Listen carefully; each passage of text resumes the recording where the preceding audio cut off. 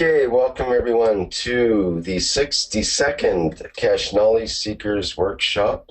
It's Thursday, May 21st, 2015, and we're ready to hear from Guy today with Guy's presentation. And first we'll hear from Mr. Keshe at the Keshe Foundation Spaceship Institute, and he'll fill us in on any latest news before we go on to the presentation. Okay, Mr. Keshe, are you there and ready? Yes, are you going to put the video on? I'm sorry, yes, I need to start with the promo video here first. Let's complete that.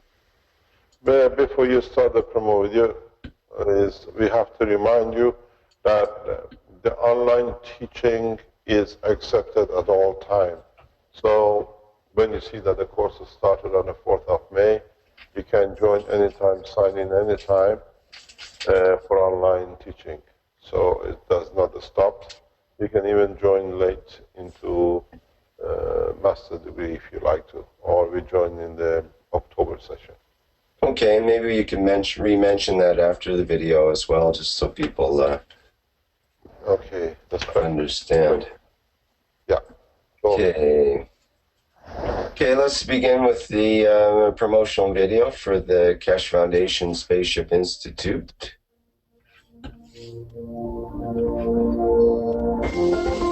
Where does humanity go from here?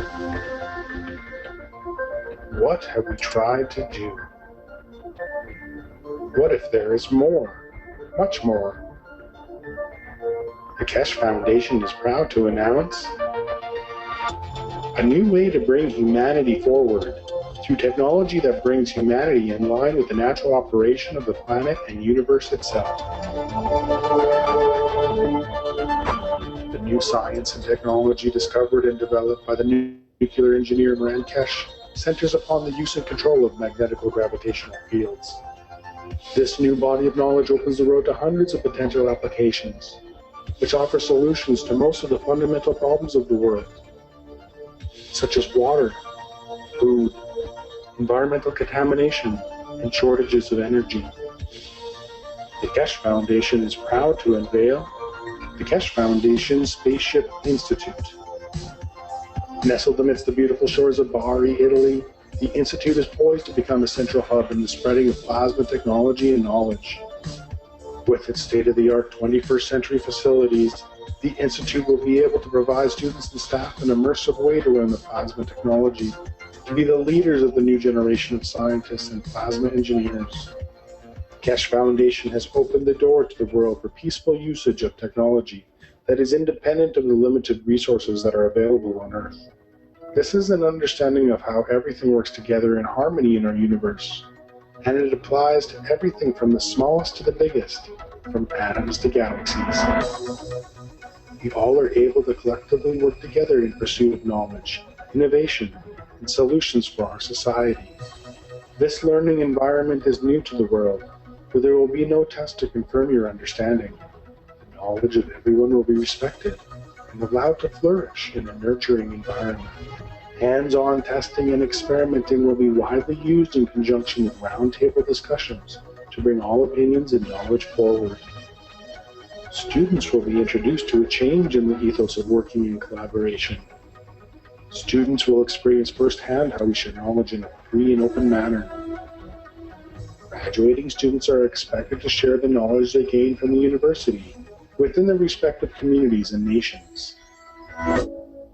All formal teachings, lectures, and presentations will be in the English language, with technology available for immediate translation.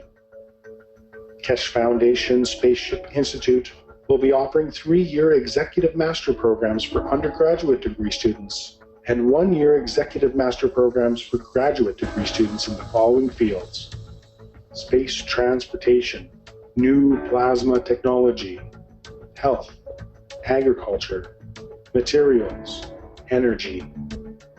The health section is designed to make students able to live in space without the need to return to Earth. To this end, the Keshe Foundation Spaceship Institute has found processes for many diseases including ALS, cancer, coma, epilepsy, multiple sclerosis. Keshe Foundation Spaceship Institute will offer online teaching courses which will enable anyone, anywhere around the world to enroll and increase their knowledge and understanding. Students will have the opportunity to direct their work towards commercial spin-offs and seek funding through the help of the Keshe Foundation. The access to the new science and new technologies is openly available for peaceful use to the benefit of mankind to make a better world today. Now you can be part of the changing world and the new knowledge. All commercial spin-offs are intended to be open source and patent-free. This is part of the core ethos of the Keshe Foundation and the Keshe Foundation Spaceship Institute. Keshe Foundation Spaceship Institute will have its official inauguration on April 21st, 2015, with courses commencing soon after on May 4th, 2015. The students of the Keshe Foundation Spaceship Institute will be the leaders of the future who will make changes in all areas of space technology, science, medicine, agriculture, and energy. Anyone is able to apply, but acceptance is through invitation only. No prerequisites are required. We will be accepting approximately 250 students for the 3-year Executive Master's Program and 120 students for the 1-year Executive Master's Program. We welcome humanity's participation in the knowledge of the Keshe Foundation Spaceship Institute. Where does humanity go from here? That is up to you. Why today?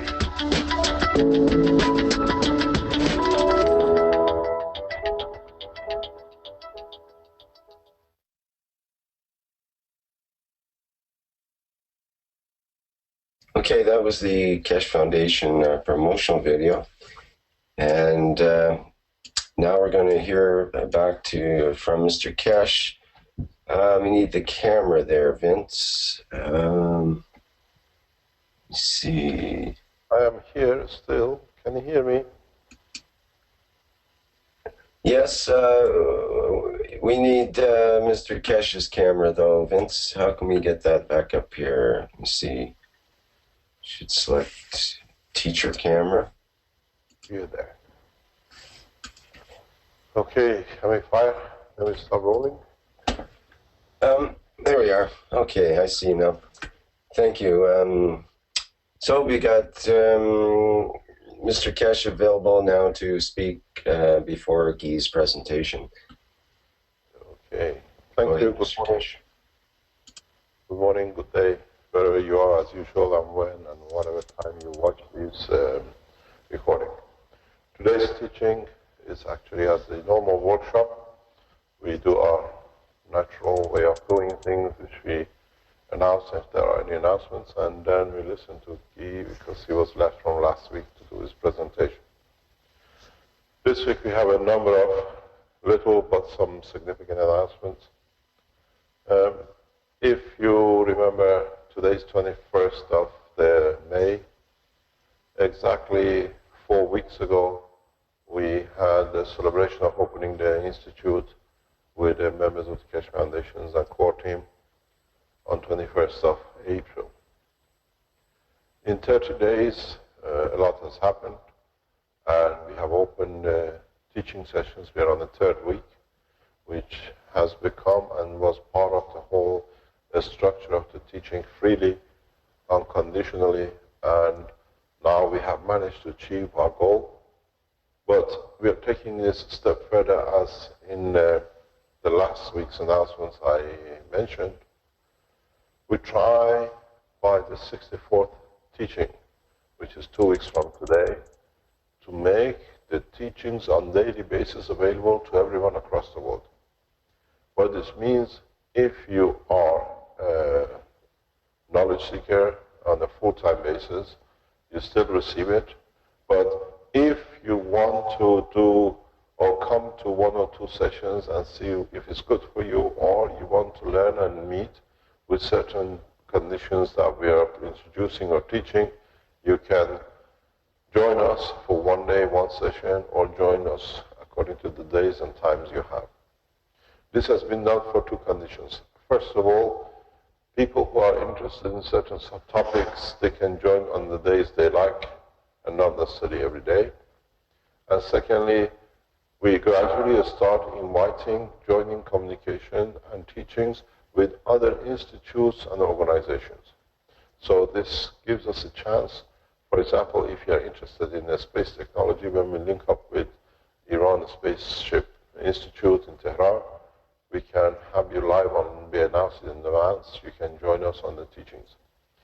Then when we do it with others, we expect collaboration and teachings with the Italian military groups of Navy and Army, if it's allowed by the high-ranking officers, that we join them or they join us for them to see what the technology offers in the aerospace and in the space and defense technology. So we are opening the knowledge in totality to everyone at the point of interest. Now that we are opening this condition, we have to see what the changes are. And as we said, when you sign to be a knowledge seeker, when you sign a peace treaty, it took us time to put things in order. Now we start acting on what you have signed. A lot of you signed on the spur of moment to be part of signing something. You forgot one thing.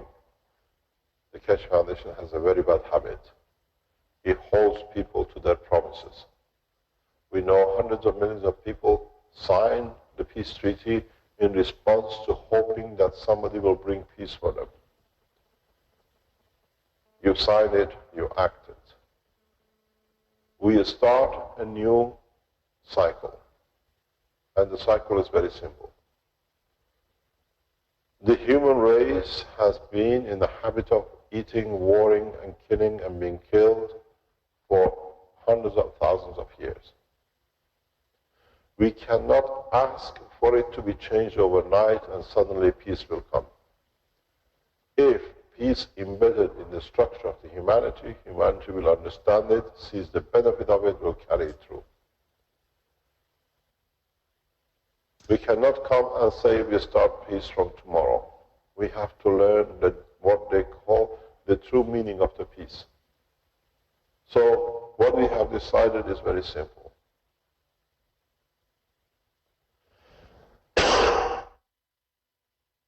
We start learning what peace means and teaching the others what peace can bring. To this effect, if you have signed the World Peace Treaty and peace is your objective, it's time to act. What we're going to do is 21st of each month, for next 3 months, we call it the Day of Peace. What this means in the coming weeks and days is your job to reach every army, every military, militant groups, radical groups, wherever they're fighting,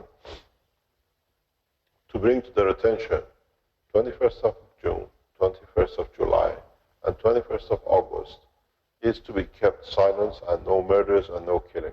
1 day peace. And then it's your job to promote this 1 day peace in the next 3 months across the internet. I have contact with different organizations, I push it through. It's for you to make the banners, to make the advertising, to reach as many people as possible for 1 day peace. What this means, 21st of each month, we have 1 day peace. No war, no killing.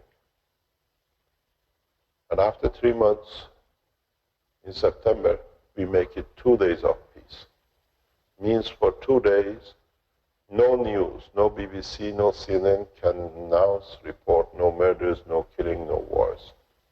We do this for another 3 months. And then we extend this to 3 days a month. And we make sure those days are remembered and is kept in front that these days start. I have access to most of the radical groups around the world through different means and contacts of different governments. We request from them to hold fire. How much we succeed, we do not know. I put my request to my Iranian government that they will hold peace in Syria, for 1 day every month. Even my request goes to this Syrian president the same. We have access to different governments, and we will exercise our connections. We ask the same through our connections to Russia, to His Excellency President Putin, for 1 day peace in Ukraine if there is still war going. We extend these through our private and direct connections with different governments. We are not hoping. Through years of business and international connections, I have direct access to most of these channels.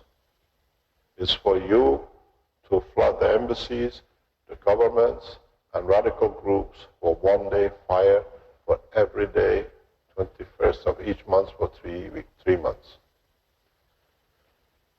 This might not bring peace, this might not hold the fire, but in time they will join.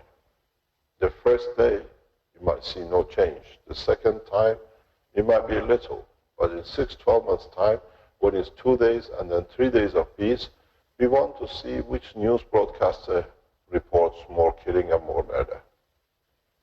So to achieve peace, you need to structure peace. And we start restructuring. But you cannot just talk about it, but you have to enforce how you enforce it. To me, it's very simple. We have the technology, and only man understands technology when he sees it, understands it, and feels it. As a lot of you know, when we started the teaching, when we started the celebration of the opening of the teaching here in the Institute, we placed big bouquet of flowers around. If you've seen the live stream of the day of opening, you've seen these bouquets. When we finished, we asked the people who participated, if they want, they can take a flower home to remember. After about a week, there were still some flowers left. So on the 30th of April, I decided that whatever is taken is taken. Whatever is not taken and dying, we see if we can use the new technology to put life back in. So what I did, I took the flowers out of the same bouquets and I placed them in 2 containers in the lab. As you see, the date says 30th of the 4th, and as you see here, it says 30th of the 4th. We placed one in the natural process of water, and we placed the other one using the CO2 GANs only, as you see at the bottom. And then you don't need to be blind not to see. You see the difference. Every flower in this is dead, and every flower here is as better even than the day they brought it in. The change is fundamental. Depends on one side. It's not just one flower there. You can see it. There's another one hiding here, still as fresh. Afterward, these damages were done during the 7-8 days when they were here before we put them in. You see another one here. They are so crispy and they are so live that you can see the difference. These were near the end, so you can see the condition. You can see the leaf and you can see the freshness of the leaves. So we have found exact and direct access to essence of life, and we can show it so clearly. If we have found the way to touch the life of a flower, why can't we touch the life of the flower of the fruit of the man with his children, with peace, with new cycle of life and continuity? These plants might last another 10 days, 20 days, another month, another year, we do not know. But these died about a week, 2 weeks ago. So this is a pure, direct indication of the changes to come through a simple technology, what you call it, a GANs. I have seen people using CO2 in bands around the wrist for a man who has had a stroke and is recovering. We have seen people using different aspects of the technology to see if they can save their lives. So, as I said in the teachings of past week, in a space, once we don't have a doctor and we face life-threatening conditions, we make decisions of how to save our lives. We don't need permission from governments or authorities to tell us what to do, as they have nothing to offer. So the Keshe Foundation offers the alternative. Freedom of the knowledge, as we have done, freedom of peace, and freedom of exercising the knowledge to generate and enforce peace. I give governments a very limited time. I give the warring people a limited time. Starting 21st of June, we start the first day of peace. One person holds to it, nobody holds to it. We still go with the 21st of July and 21st of August. 1 day peace every month. So we learn that day we have to think about peace. The peace does not come between warring mongers, that it goes across the news to serve those who like to make money out of it. This peace should come in your house, in your work. Make 21st of June a peaceful day at work, peaceful day at home, peaceful day to live. Then you will see, you start thinking about 21st of July yourself automatically. Then 21st of August. Then 21st of September, we hold 2 days of peace.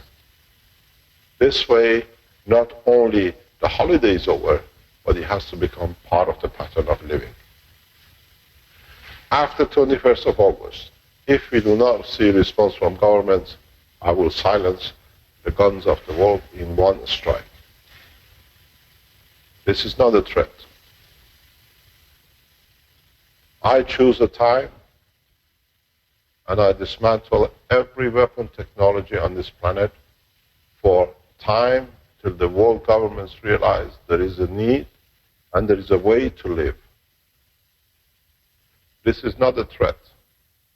I have invited the Italian Navy and Army and Air Force to be present in these teachings. We will demonstrate the forces with the help of Italian military force. They are friends, they come in as friends, and if they do not come in to get pressurized again by Americans that can't be present, we'll create the peace force by man, and we silence the weapon technologies in a given distance as we know how to do. If it means to silence the satellite, it's no problem, it's much easier. If it means to silence the center radar system, it's no problem. But this does not give a chance to those who are the creators of war to see weakness in the structure. We do the same with the enemies. We have access, as you've seen, we gave life to a plant. We have access to your brain very easily.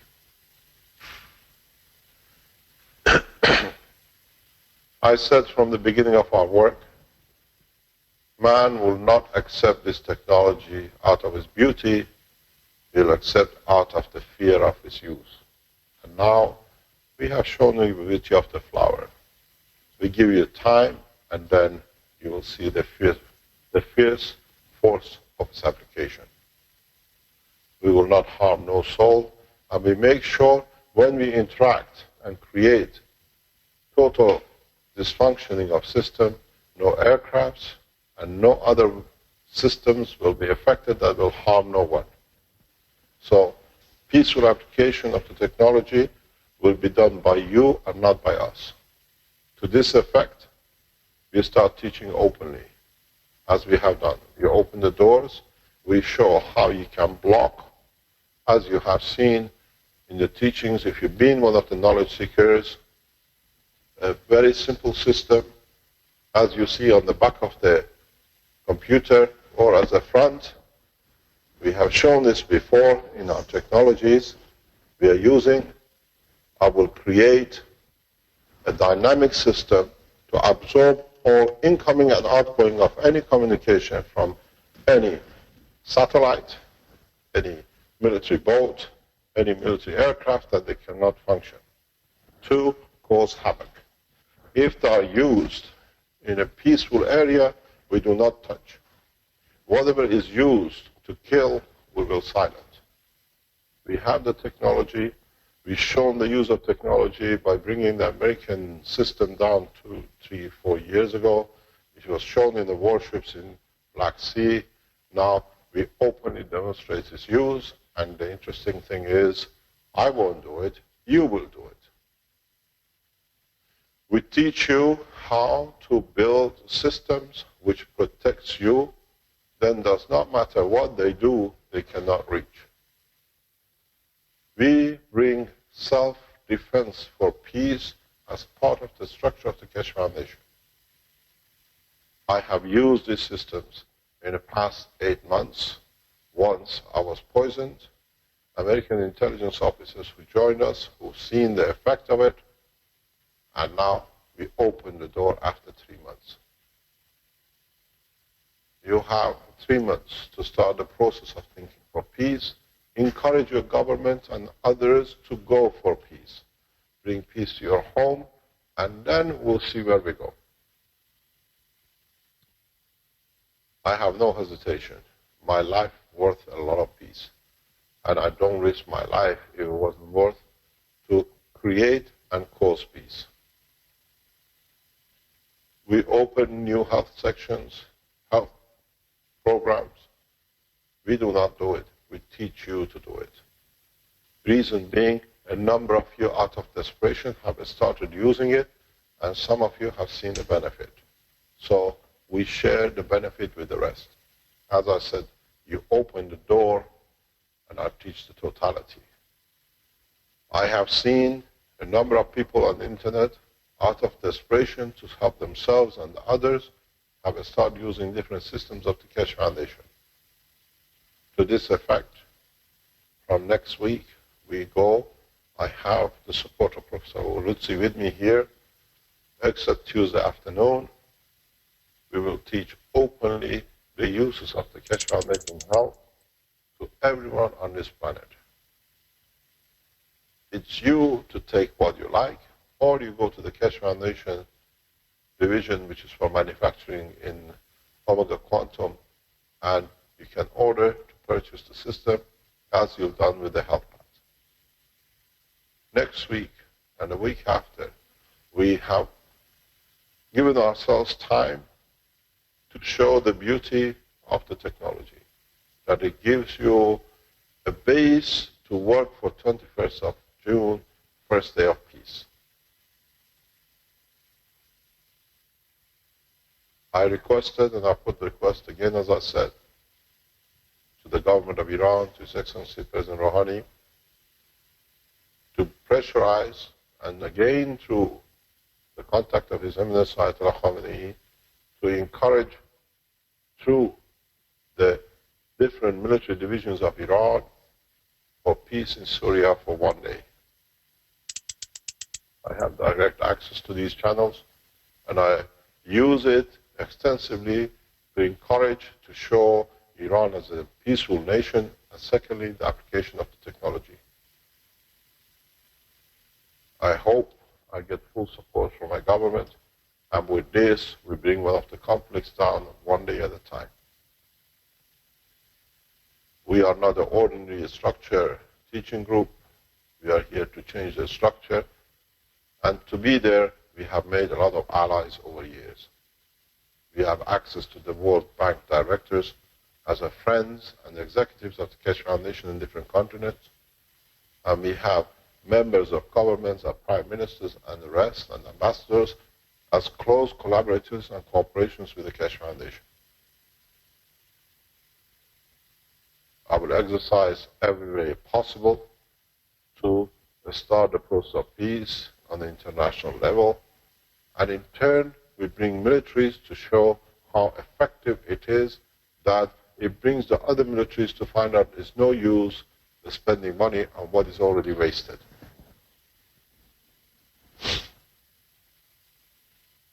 I have access to a number of African leaders on a private personal friendship.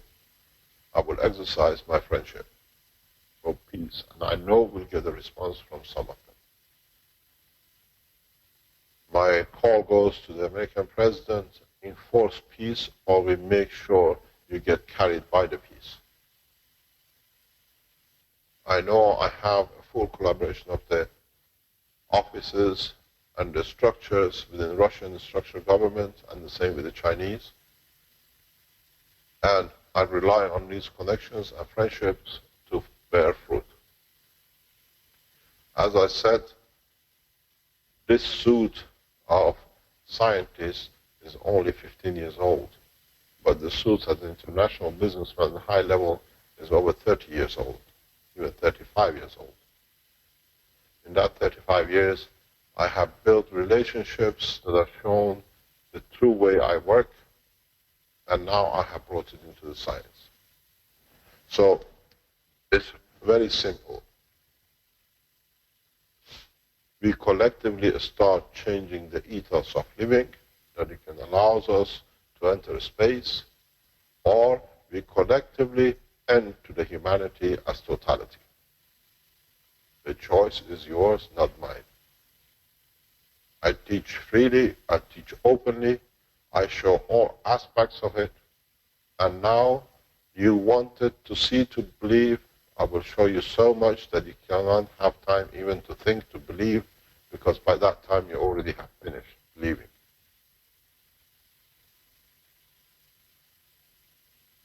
So 21st of September, I give a chance to the governments to make their move. After 21st of September, satellite by satellite, ship by ship, aircraft carrier by aircraft carrier, and aeroplane by aeroplanes will stop. We announce it the way we did with reactor number 2 in the star formation. We deliver. I will bring in the structure in the next 3 months to make sure that can be delivered.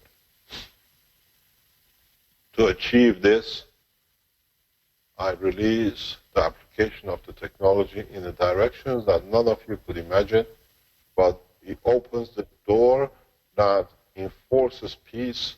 And as you've seen, you told me, I've seen, I heard that I betrayed humanity by giving the USB stick to the world leaders 2 years ago. And then when I gave it to you, you did nothing with it. So you're no different than your government, just talkers without action. This time we act from here, and then you do the talking when you get touched by it. The teachings will go, as I said a couple of weeks ago, once our webmasters set the structure, totally free worldwide.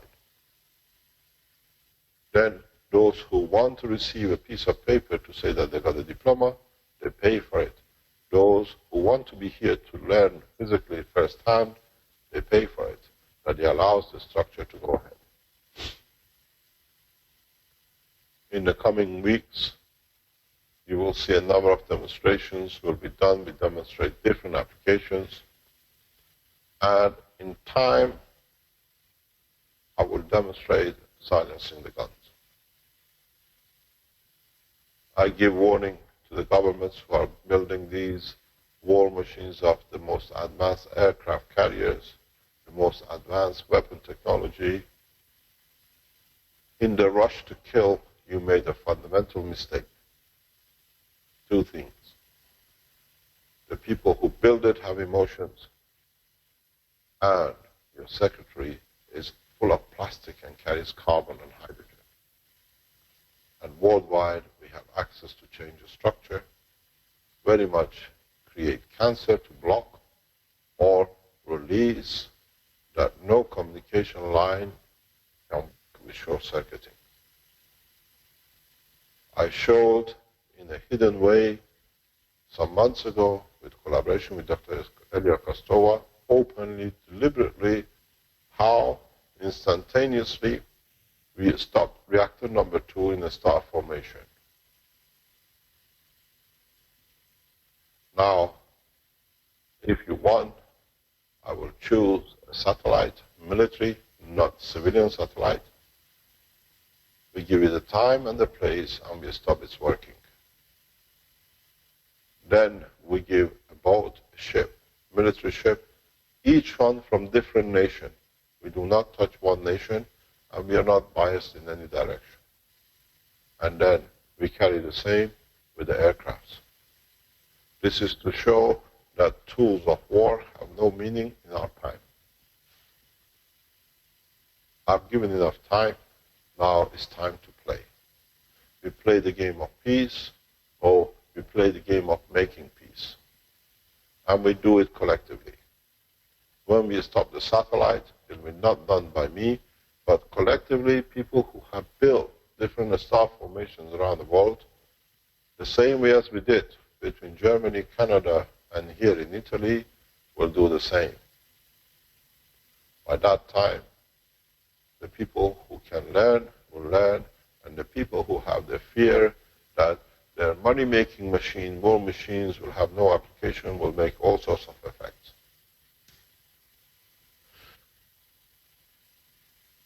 So, 21st of June is the first day of peace. It's for you to announce it, to enforce it in your heart, in your home, in your companies, in your nation, and from today I'll enforce my ways through different governments. As I always said, the biggest mistakes the governments made with me and my work was they left me too free, too long to publish too much and to teach too openly. Now they have to do something too about it as well. That's to accept peace and change the direction of making the war machines to peace machines. I hope we show this with the help of Italian military air force, Navy, and the rest. They've been invited, and if they turn up, you shall see. Or if they allow us, we go to military bases. It all depends how the request will be received. I hope I have made it very clear, but from today, the World Peace Treaty comes out of the closet of being a talk into action. You have to start thinking about 21st of June, what you're going to do in trying to promote peace and what you do from now on till then, that the others obey the rules of God. Thou shalt not kill. This is what peace means. And when it says, thou shalt not kill, it's the first ethos of the universe. Thou shalt not steal. If you see somebody's hand in somebody's pocket stealing, you don't keep quiet. How come you keep quiet when you see somebody puts a hand in the life of someone and kills someone and you stay silent? So, from today, World Peace Treaty is not the ink on the paper you sign. It becomes part of the structure of your life. Then it embeds in your genes, and then embeds in your RNA that peace is the ultimate goal, and then it allows us to at least satisfy the first condition to join universal community, which is a peace, thou shalt not steal, and thou shalt not kill. The teaching of blessed his name, Christ, had a lot of meaning, but the men took it the wrong way. Now we enforce it. As we said, the Son of God means the rays of his knowledge. So, I have made it very clear. from today onwards, as is said in English, the gloves are off. It's man for peace against the war machines which have become part of the life of the man. When I was in business, I learned something very interesting from one Jewish man. We used to run a chain of shops. And when I went in as a partner into the organization, I was told that this director does not buy any knives. He would buy a fork, he would buy a spoon, but he would never sell any knives in multi-story chain we had. I thought this is strange. How can you sell a set of forks and spoons but no knives? I said to him, this doesn't make sense. Take all the cutlery section out or add a knife into it. He said, I don't sell because some times ago in one of our chains, somebody went and bought a knife and he went and killed a man. So I don't want to be part of it, so I don't sell knives. This made an impression on me for a long time. But I thought this is a way of control, because the guy can go to another shop, buy a knife, and kill another person, which everybody else does at the moment. It's not withholding the weapon, it's teaching that the weapon has no use and no application. I don't stop the selling the knife. I furnish the shops with as many knives as they can. And the warning from me was, the knife is for serving. You don't kill with it just because it's there. And the knife of the Keshe Foundation has two sides. It can kill,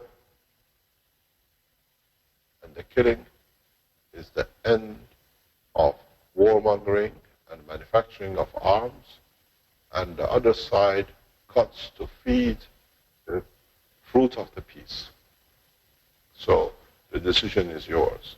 I know both ways how to use, and it will be so harsh. The problem I give, and the reason I give 3 months to 6 months to the governments to do this, is to divert the production lines of military hardware manufacturing to producing peaceful systems. Very simple. I have been part of, as all of you know, in the structure of the after opening of the East, what you call the Wall of Berlin. We worked as businessmen in the structure and the factories which were making arms and tanks. We made pianos and God knows what out of it. I don't see any reason to not be able to do that in Lockheed Martin, in Boeing military, in Russian military sections, in Japanese Federation of Arm Manufacturers, and the rest. So the answer is very simple. I don't talk from theory. I've been there, I've done it, and I know how to do it. And the good thing with it is I have the knowledge to enforce it.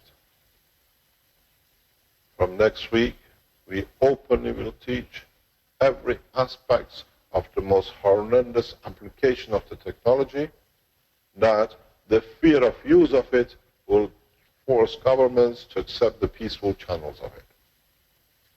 I will show you how you strip a man from every muscle of his bone while he's alive, using the systems you have. And I will show how I heal the most horrendous diseases through the same technology. Which way would you like to go? To heal or to strip? Don't forget one thing. If you have listened to the teachings of Keshe Foundation, every part of the body of the man is made of the structure, what we call a plasma, which is in a solid state matter as GANs. All I need to do is to change part of the GANs in given structure. Instead of conductor, will become a resistor, and the muscles of man will fall off like nothing, pieces by pieces. I'm prepared to show it if you are strong enough to watch it. And if the kitchen is too hot, stay out of the kitchen, or cool the temperature that we can all enjoy the benefit of the technology. I said, and I repeat myself. People will accept this technology out of the fear of what it can do to destroy them, annihilate them. And if need be, I will show that force. Depends, you put your hand in my pocket to take a sweet, or you put your hand in my pocket to leave a poison. The poison to me is sweet, but when you eat your own poison, you will not like it. So, the position is very simple. 21st of June is the first day of peace. It will be very difficult, and no newspaper will announce it, because the masters who makes the arms will not allow it. But we repeat it again in July 21st, August 21st, September 21st, we'll make it 2 days. October 21st, we make it 2 days. For Christmas, we do 3 days of peace celebration.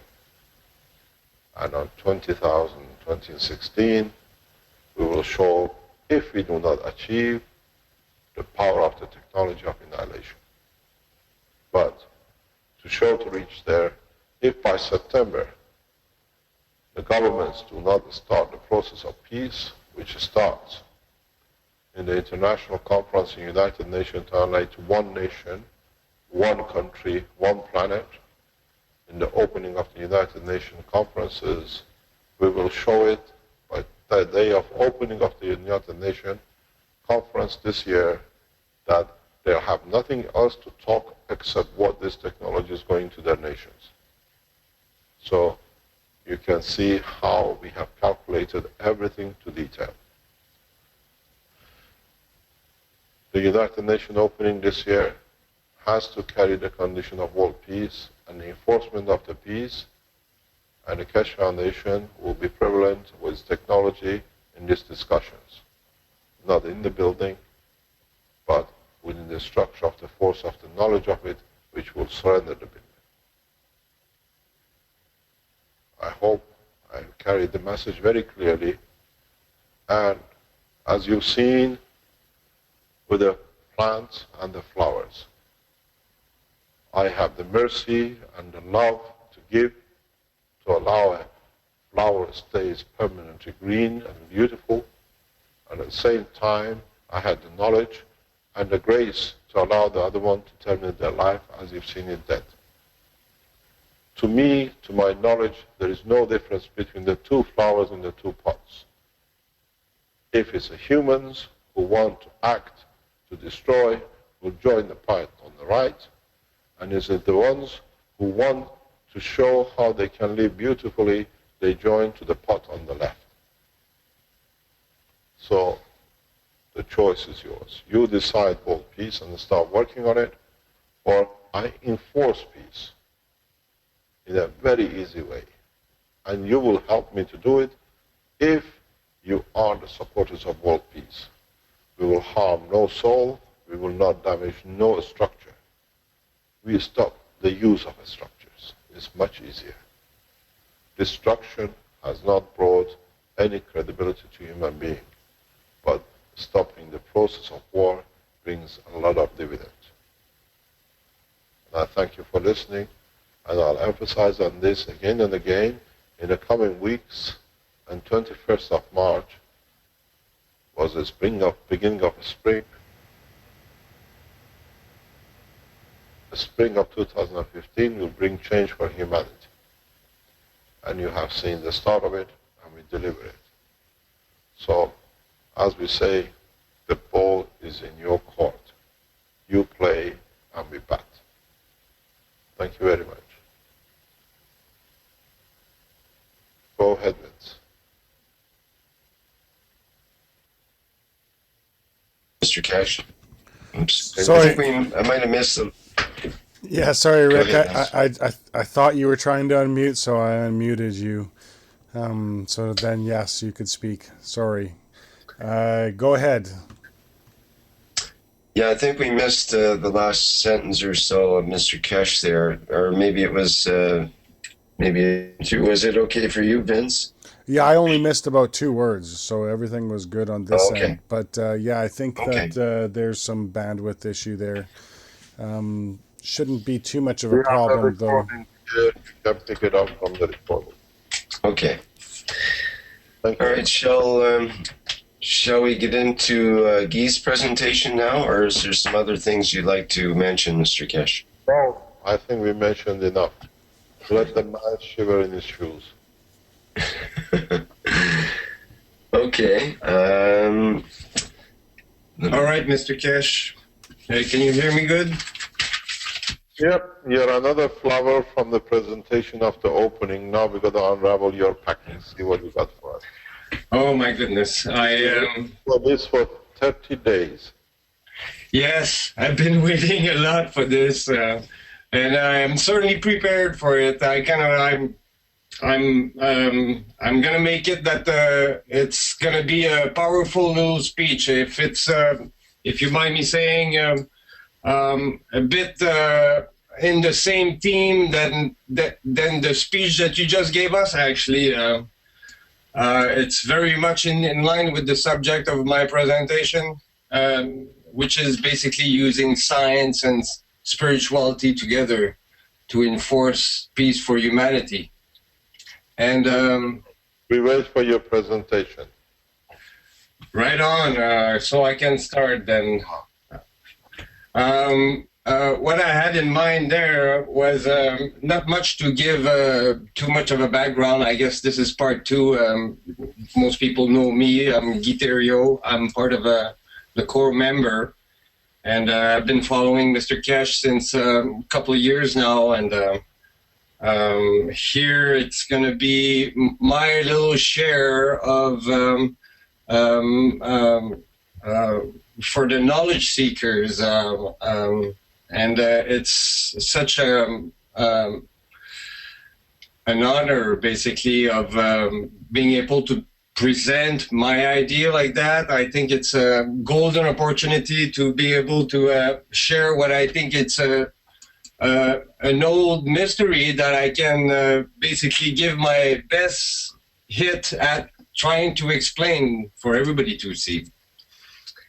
And it's about the Trinity, actually. And I would. Teaching us.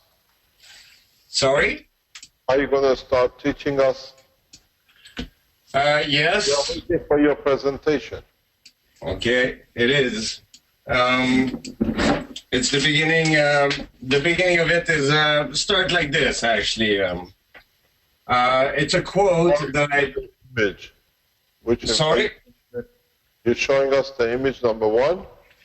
Yes, which is this, which is an object in space. And it's... Yes, sorry. Vince, can you focus on one? Because we're getting one picture as a writing and a picture on the screen. Okay, we need to stop sharing the webcam, I believe. Okay. Thank you very much. So do you see the picture pretty good? Yep. It's one of the most beautiful pictures I've seen from the Space Hubble, actually. Some of those incredible pictures that they pull out from space, and those are plasma phenomenon that basically puzzle the mind and dazzle the eyes. But it's just to introduce basically the fact that all my life I've been attracted to space. I think it's one of my greatest hobby was, to read about the science fiction and trying to go to space. And for this, I discovered very soon that it's not an easy thing. And I discovered very soon too that there's quite a big mountain called the Mountain of Science. And it's quite steep and it's quite tall, and I'm a little guy, so basically I've been climbing it since a couple of years, and I apologize if I cannot really do much science today. I'm here to learn mostly, but what happened to me was something that happened 20 years ago, where I discovered something which is linked to an infinity loop. And it's a spiritual discussion. And usually I do that one person at a time. I had in mind to write a book about it. And I think here it's the best probably public where I can share my idea. It's nothing new, really. I'm not going to try to reinvent the wheel to anybody. I just want to read a quote here from Khalil Gibran, where he says, "No man can reveal to you nothing but that which already lies half asleep in the dawning of your knowledge." And I mean this quote here to mean that that maybe the only thing I may do with this discussion here is to awaken something that we all knew. And this is the goal of this discussion. It's to unite basically us in what I think is the fact that if we decide as humans to go to space, we're going to have to learn to behave, and to behave with the best of our heart. And how can we go in space and try to venture in those territories if we cannot do the same here on Earth? And that's going to be, this presentation is going to be for exactly this purpose. Basically, in my life, I consider two mountains, which was not to be selfish or to being good from my heart, and to be smart in my brain. And I'm blessed with a few experiences in the past that gave me incredible insight into spirituality. So I don't really need to be convinced about spirituality. Here I'm going to try to explain something about spirituality and Trinity that may be a bit shocking for some people. There's people that would just discard all the old books and all these wisdom books of the past as old stories, but I think there's a lot of little pearls in there, and here I'm going to try to share one of them. Basically, my whole understanding of spirituality and science resolve around a very simple statement, is that in spirituality, in most spirituality anyway, it's a phenomenon that is basically worldwide, the phenomenon of the Trinity in many different philosophies and religion. There's some that don't believe in it, it's true, but mostly all, which is an extremely powerful mystery in religion, and it's very mysterious and very deep. And then you turn around and you look at science, and the very first statement they tell you is that X, Y, Z equal one reality. It's like that Trinity right in your face. And maybe here I'm going to try to do something a bit simplistic. Is I'm going to try to mix all that together and try to come up with a theory, if I can explain that. Rick, if you can put the picture 2 or 3. I gotta. Is that it?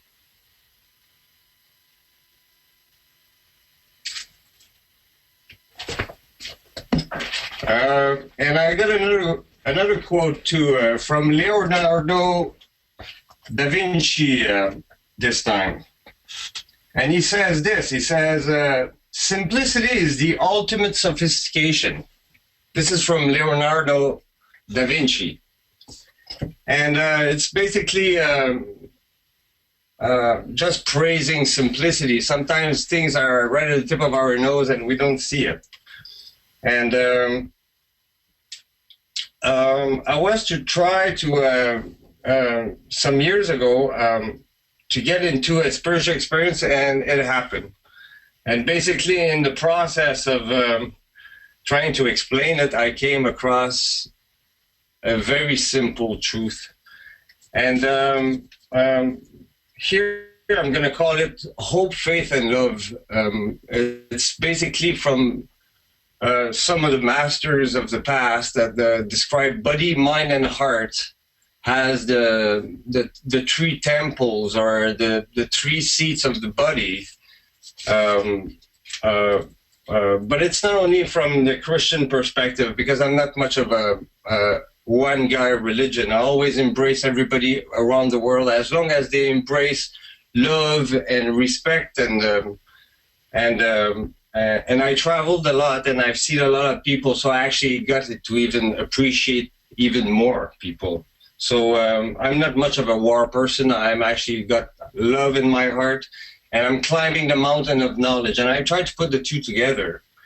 And if I feel like if I put the two together, it'll be like science and heart.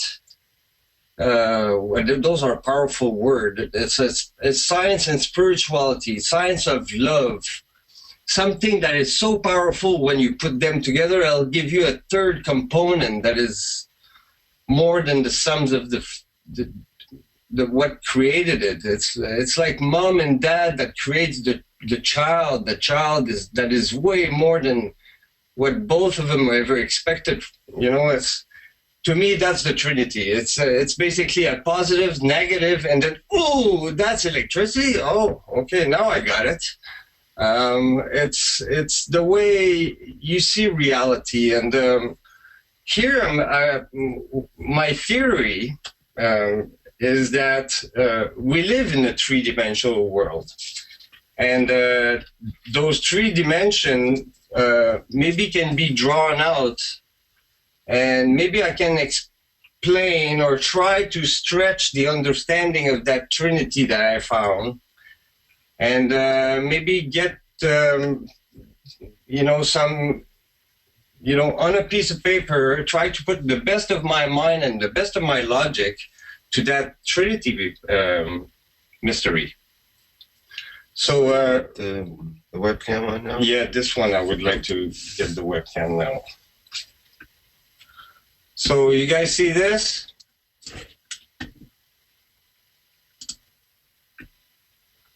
This is basically, I signed that 2 years ago. I just wanted to bring it up. It's basically the World Peace Treaty that I signed a couple of years ago that very much mentioned about whatever Mr. Keshe mentioned earlier. And I really vow very strongly for this. I put the best of my heart and the best of knowledge to help humanity. And I don't know exactly how that's going to resolve itself, but I'll start with my little explanation of how I see an old mystery. So here I start simply. I got a little, do you see that good? Everybody sees this? Not hearing a response, but I think it's going through okay. Okay. Thanks. All right. Here I got what I would call a scale of intensity and polarity, actually, and polarity and intensity. And I've got three of them. And I'm going to try to see if I can come up with something with this. But I just want to specify that the fact that I talk about three here, which I'm going to call, right now, I better write it right away, body, mind, and heart. Those I'm going to call three-dimension, and basically it's like saying this is dimension X, dimension Y, and dimension Z. Basically, that's what I'm saying. I know it's a bit of a macho way of describing because it's very linear, and it described three reality that I try to explain that equal one. So basically here I'm going to try to demonstrate something in a very rational way that guys and scientists and rational people like I am really enjoys. And I know a lot of people like this way, but I got different ways of explaining it. That the discussion, depending of which people I talk and the way they are, and because I can basically bring it up more in a feminine way, which is the circle. It's when you use more like, instead of the linear approach, you more like the symbolic approach to it, which is very intuitive. There's a lot of symbols in the past that way more than that little symbol here that is very specific on the Trinity. And here I kind of try to bring a very simple fact the way we can see it. This is your head, Mr. Keshe, by the way. I try to describe that we do have a body, and in it we know that we have a mind in it. Oh, I look so pretty. Oh, I could have had up a little more hair. I agree. No problem. But I really, I know I underestimated the size of your brain. This I know that for sure too. I think the size of the nose explains it. Good enough. Okay. And I agree that the heart too. I know your heart. You've been giving a lot, but I was trying to make the point that it's very deep inside of us that we have that thing that we call the heart or the feeling center. And then we're surrounded by a mind that is thinking, and then there's a body that actually acts upon it. And I'm going to try to come up with resolving that point here. I would like to first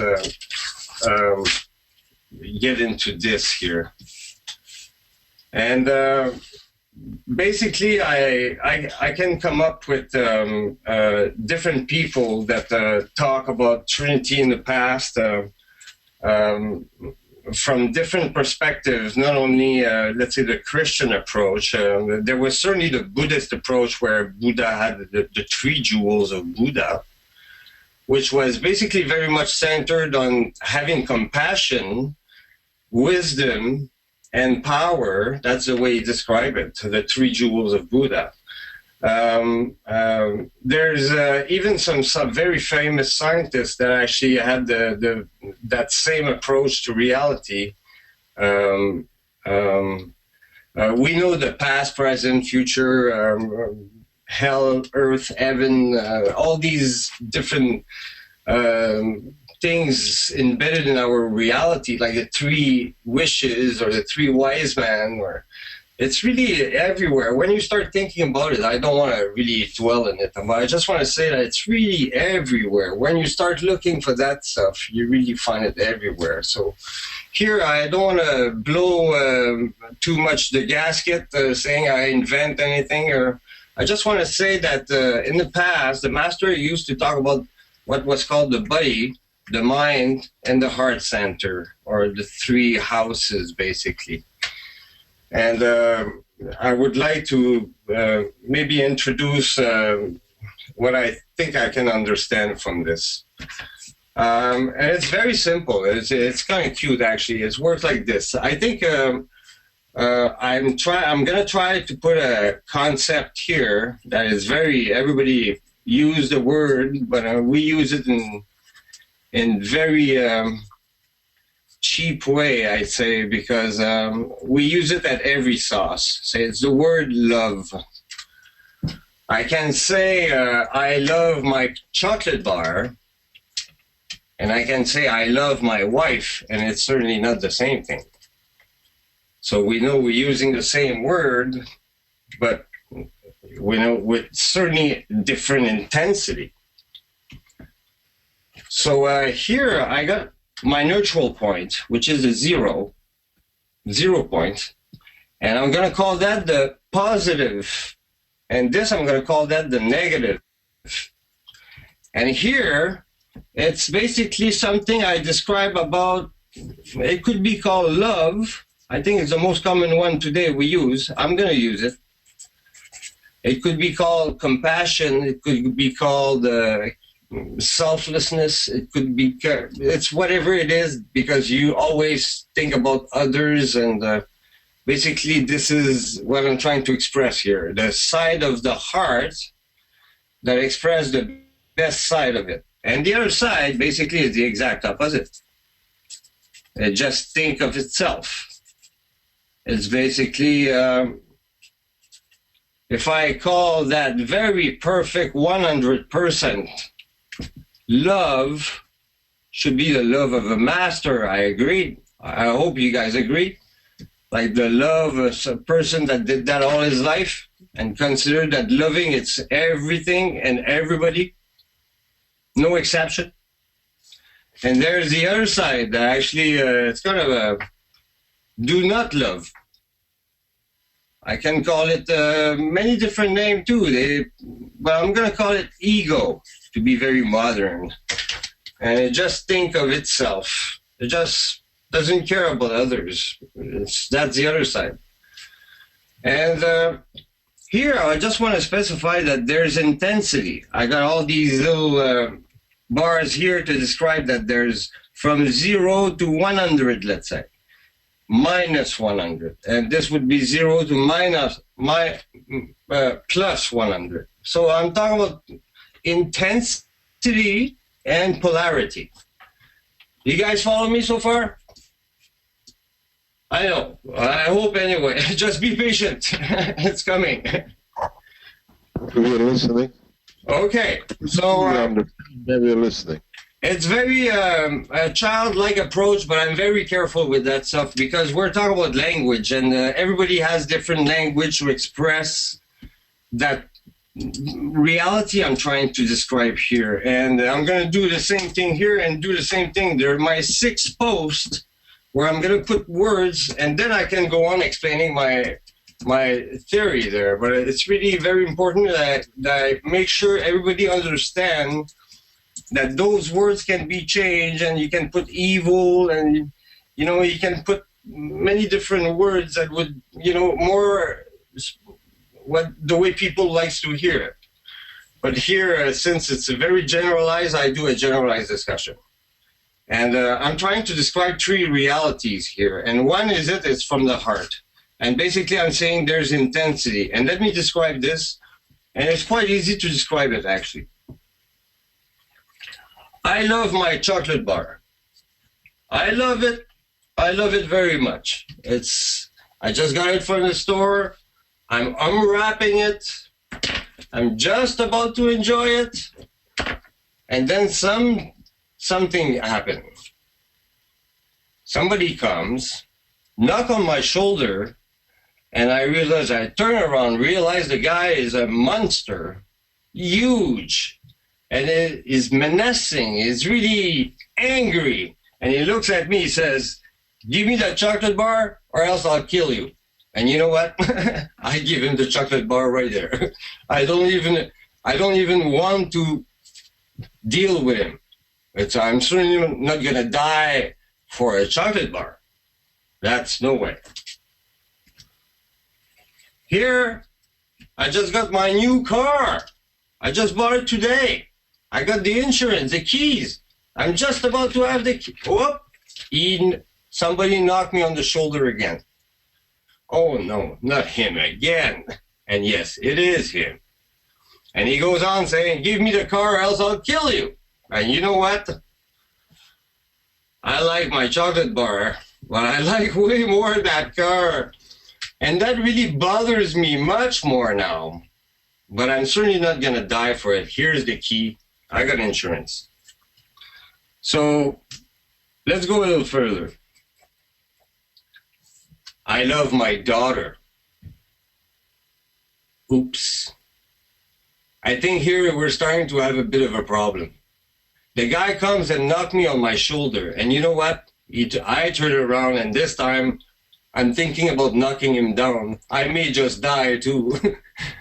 But this time, now he's bugging me.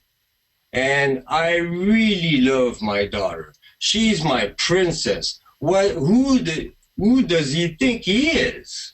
So basically I'm saying I'm loving way more. Here I'm putting intensity into the word. Totally different. And then finally here I would like to resolve that point. That would be the love of the master. that the way you love your own daughter, that is so beautiful, your own family, try to love everybody this way. Try to do it worldwide. Try to do it to everyone, even your enemy, even the one who bug you. And that would be that guy there. That's the type of love that he's trying to explain anyway. It's a love that has no boundaries, that actually it not only involve humans, but involve the ocean and the air and the planet and the way we behave between ourselves, of course. And then, of course, now I'm going to go the other way. I'm going to say here, this is past the other side, the side of negativity, but it's shallow negativity. And let me explain what I mean by that. I love my chocolate bar again, but let's say this time it's my little daughter. She has the chocolate bar in her hands, and then she's enjoying it. And then the next door neighbor, a little kid, that really is a pretty nice little kid, comes to her and asks her a little bit of the chocolate bar. And her very reaction was, no, it's mine. I don't want to give you any. So I'm going to say this is shallow selfishness. It's not that bad. And you're going to maybe tap a little bit on the hand of the children and say, hey, look, it's not a good idea. Maybe if you give him some, next time he has any, you guys going to share it together and you be friends forever, or else he's going to think you're selfish. So basically, I'm trying to explain a little, it's a bit of selfishness. It's not that bad. Yes, and we all know, I think we all adults, we all know where I'm going. And I'm saying that there's people that actually are amazing, absolutely incredible. They're destroying everything. They just think about themselves. They couldn't care less about anything around them. It's all to achieve their own goal. And they couldn't care less. And we know they exist. It's really hard to stop these guys. They're kind of very powerful usually and very, very dangerous, actually, I'd say. So here I put my little dimensional feeling, which I call the feeling part, which I call the intent. And you'll see where I'm getting at. The intent, we call it the why. So from the heart, why should you love instead of being selfish? It's called the intent. Right on. I finished with this, guys. Finish, okay? I just installed my 2 thing. I just put that thing there. So now I would like to jump on the next one. The next one, which I call the mind. This was powerful. It's the heart. But there's something underneath that is the mind, something that makes us the way we are. And I'd say the mind is based on curiosity. If you got no curiosity, you live in that little black world here. It's called ignorance.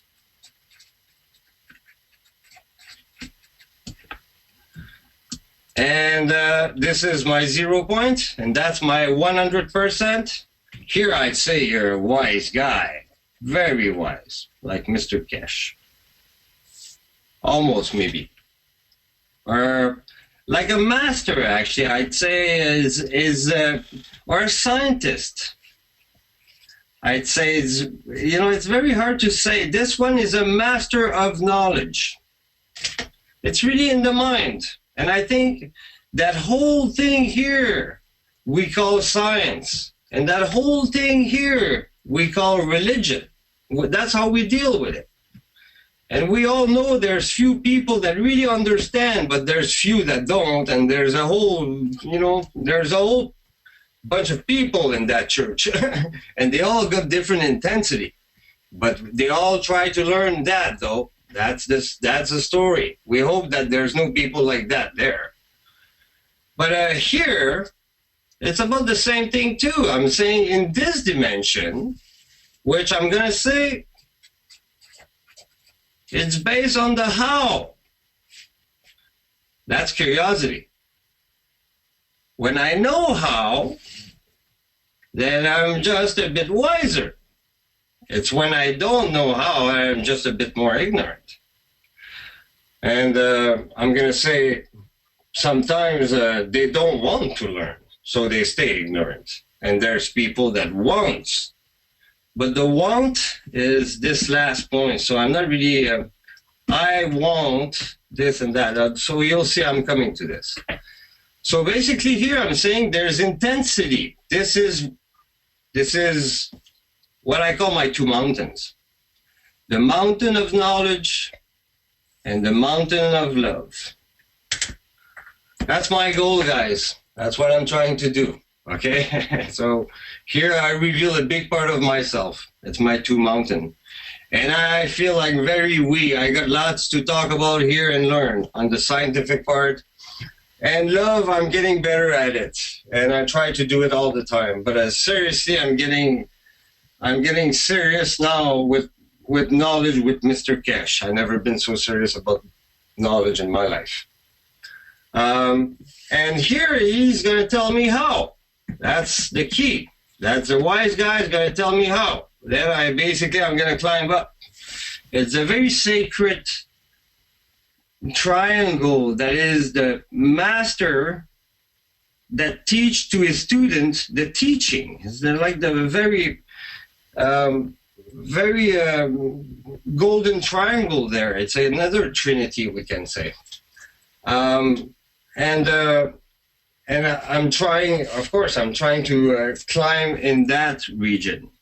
But I just want to say that, of course, there's many different levels. But I just want to bring a fact that the way you feel when you know. Usually, if I know how to do something, let's say somebody asked me to build a chair, and I never done it before, never ever. I'm ignorant. I may just feel very low in my little scale there, because I call that doubts. I feel very low and I got lots of doubts. That's because I don't know how. But let's say I've done 10,000 of these chairs before. And he asked me, he says, can you do a chair? Huh, no problem. You asked me? I got full trust, full faith. You see, that's a very important word, faith, full trust that I can do it. I know exactly how. When I know how, I got faith. It's when I don't know how that I go in doubts. So basically here I'm saying that more you know how, more you feel that confidence inside. You're feeling better and better and better. And more you're going to climb that mountain, better you're going to feel. And at the top, you're going to feel like the king of the world, that you know everything. But in the old books, they say, if you know everything, but you have no love, you're nobody. That won't serve you well. Never forget that we got two of these mountains, not one. One is the mind, and one is of the heart. And then I say that when you reach that level, you got a very high level of faith. It's almost you would do anything. You feel like you can do anything. Here, you feel like you cannot do nothing. You're totally stuck. Because you're stuck in ignorance. You have no way out. Maybe a little way out. That's what I learned on TV here. Sorry. So, no, we need to climb that mountain for real. It's a real mountain. It's natural science. And it's And there's a lot of bad science. I call it bad science. It's in this region here where there's misinformation and disinformation that keep people in ignorance. That's what they do. You know, when you hear let's win their heart and minds, like the American says very often in their propaganda thing. Let's win their heart and mind. What do you think they mean by that? If they win the heart and the mind, then they control the body. They know exactly. Then anyway, this is how it works.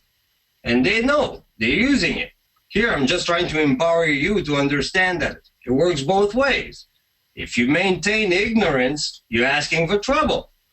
If you have selfishness in your heart, you're asking for trouble.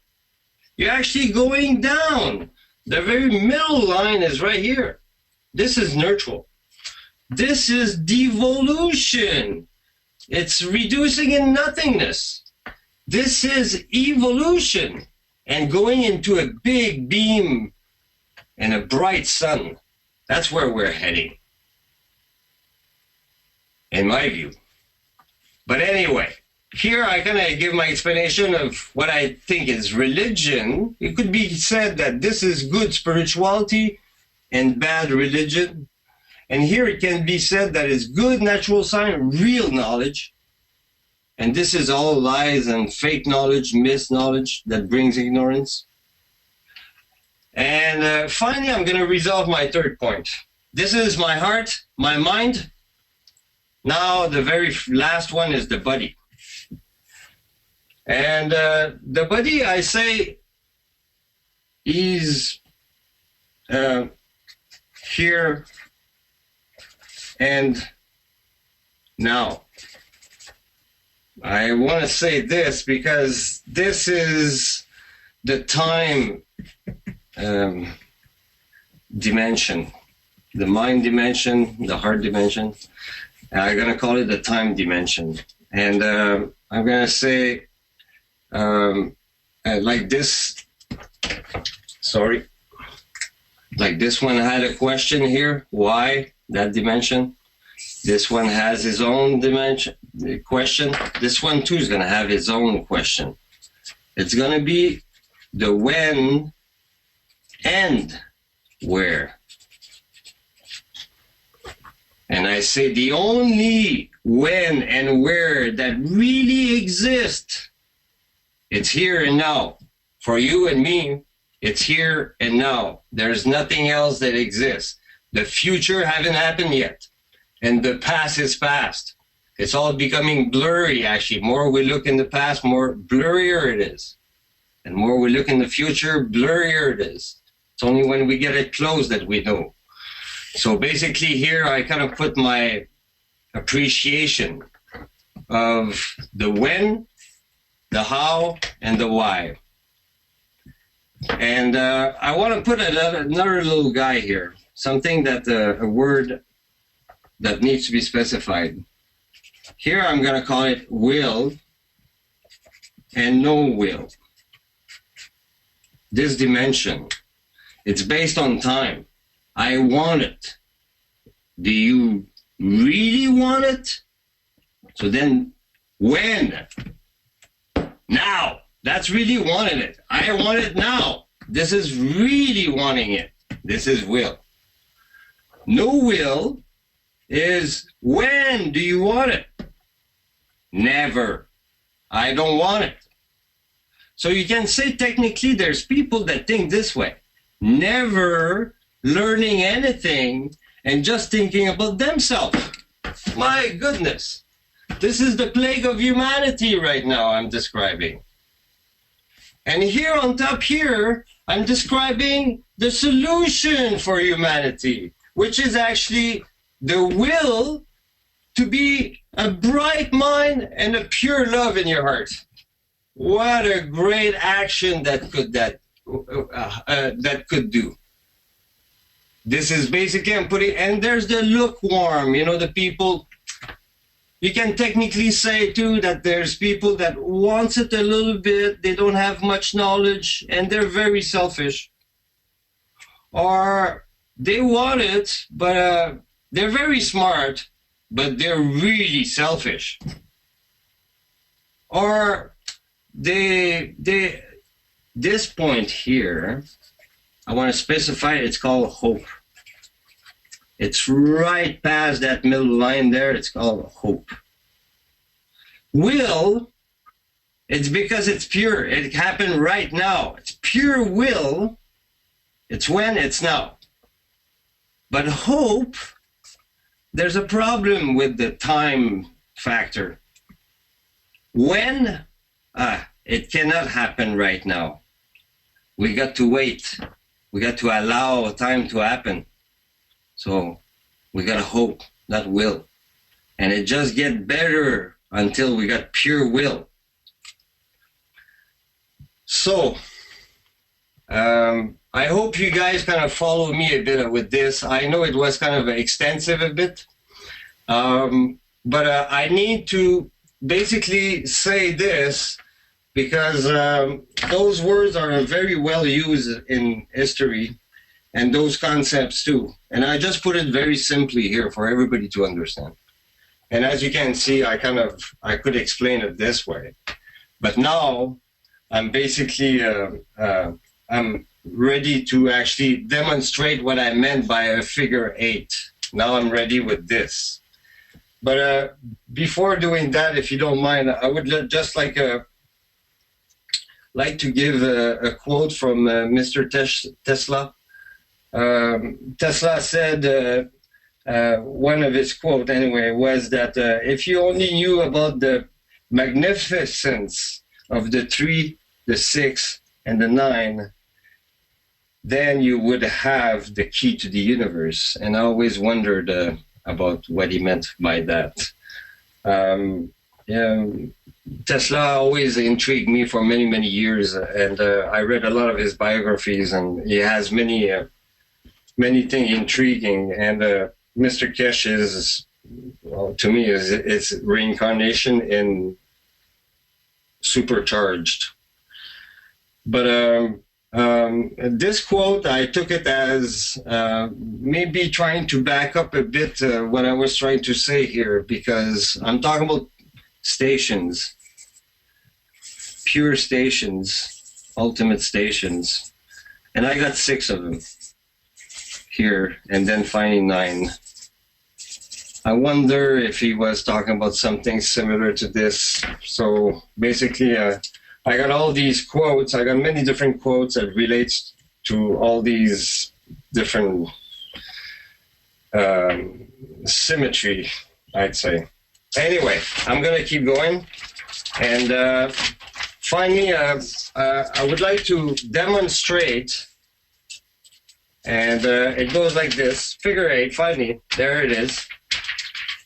I'm going to finally explain what I meant by that. How can I put that?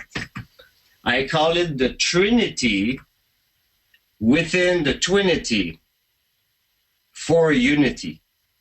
So please let me demonstrate what I mean by that. But first, I would like to try. You see, there's many different ways of trying to interpret this. It's very. It's only lines on a piece of paper, and what does he talk about? I'm talking about us, the way we are built. And I'm saying that we got 3 houses, which is the physical, the mental, and the soul, the emotional. And maybe this is our very top here. This is our Coulomb barrier on the outside world, and that is the world within. So maybe my point here, I'm going to try to maybe say something like, maybe little Joe here, that could have a little more hair on his scalp, live in a 3-dimensional world. Maybe there is 3 dimension to his thinking and his behaving. And here, that's what I would like to demonstrate. But the way I demonstrated it's with a figure 8. I could put the little Joe. But what I'm going to try to demonstrate is something like a figure 8 that cross like this. I'm going to try to demonstrate something like this. And we all know that, you know, when light crosses our eyes, everything kind of crosses in our brain and everything. We got the split brain. And so basically we all know there's a reality there that right at that section somewhere there's a crossing. And that's going to be my point here. And this crossing here is a very powerful one. This guy here, I'm going to put a little special effects.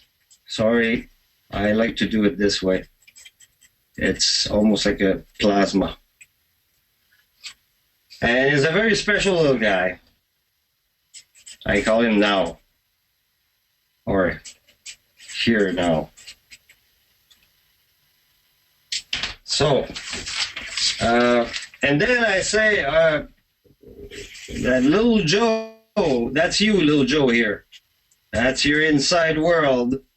And I'm not going to draw the ears and everything. It could be terrible the second time. But I'm not even going to go there. But I'm going to try to explain that little Joe has 3-dimension inside when he thinks and when he feels. So that is my demonstration that I did earlier here. Those 3 guys, I'm going to try to put them here. So, you know, my 3-dimension, the X, Y, Z, I like this one here. I'll use X right here, dimension X. Here I'm going to call it dimension Y. And this one I'm going to call it dimension Z. I know it's very subjective, it means nothing, but it's kind of fun for me. I discovered that recently. I thought it was a kind of a little joke. But here now, across really describe very well the here now. The why, I'm going to call it love. Why should you love instead of doing the opposite? And yes, let me say this just to finish up my point here. I can, of course, dwell a lot in describing all this section here, the negative sections and all these points here about all the problem of the world. But instead here, I'm going to focus the discussion about the solution. I would like to talk about actually only the top, very, very top here. And if you read it, it's something like, I want to be smart and love in my heart. That's what it means. And I say, we can write it in the old way. Thy will wants you to be wise and have faith and have love. That's the old ways of saying it. That's the way the books describe it. Actually, in the Bible, in 1 Corinthians 13:13, they describe these 3. And now these 3 remains: hope, faith, and love. But the greatest is love, it says. Beautiful paragraph. I would highly recommend anybody to read that paragraph. 1 Corinthians 13 talks about love. If people are mixed sometimes, it's one of the most beautiful paragraphs in the Bible, in my opinion. But thy will wants you to have wisdom and love in your life. In your mind, wisdom, science, maybe, natural science, old sacred science, maybe. I'm very attracted by archaeology and stuff like that. I think that there's a lot of pearls in the past that we can pick up, and a lot of pearls that we find recently that scientists are putting together, where it's incredible. If somebody has the will right now and the knowledge, what can we do now? It's amazing. It's amazing what we can do. So let's do it, people. Here, anyway, I wanna explain 3 phrases that's gonna explain some sort of a something here. So it's to demonstrate at least if my idea works or not. So the very first one here, I'm gonna describe something about the body. The second one is going to be about the mind, and some third one, something about the heart. So here, I would like to provide an idea to be able to test if my little theory can work, if I can explain anything doing this thing. Of course, if I say I want to watch the sky that is blue, it's not going to work in my little thing here. Because what I'm trying to explain here, it's the concept of thinking and then doing, or the concept of thinking and the action. And then I go on like this, and I'm going to have to resolve all these issues in a minute. Please don't jump into conclusions. But I'm saying here that we're still living in a three-dimensional world. And maybe somehow those are linked.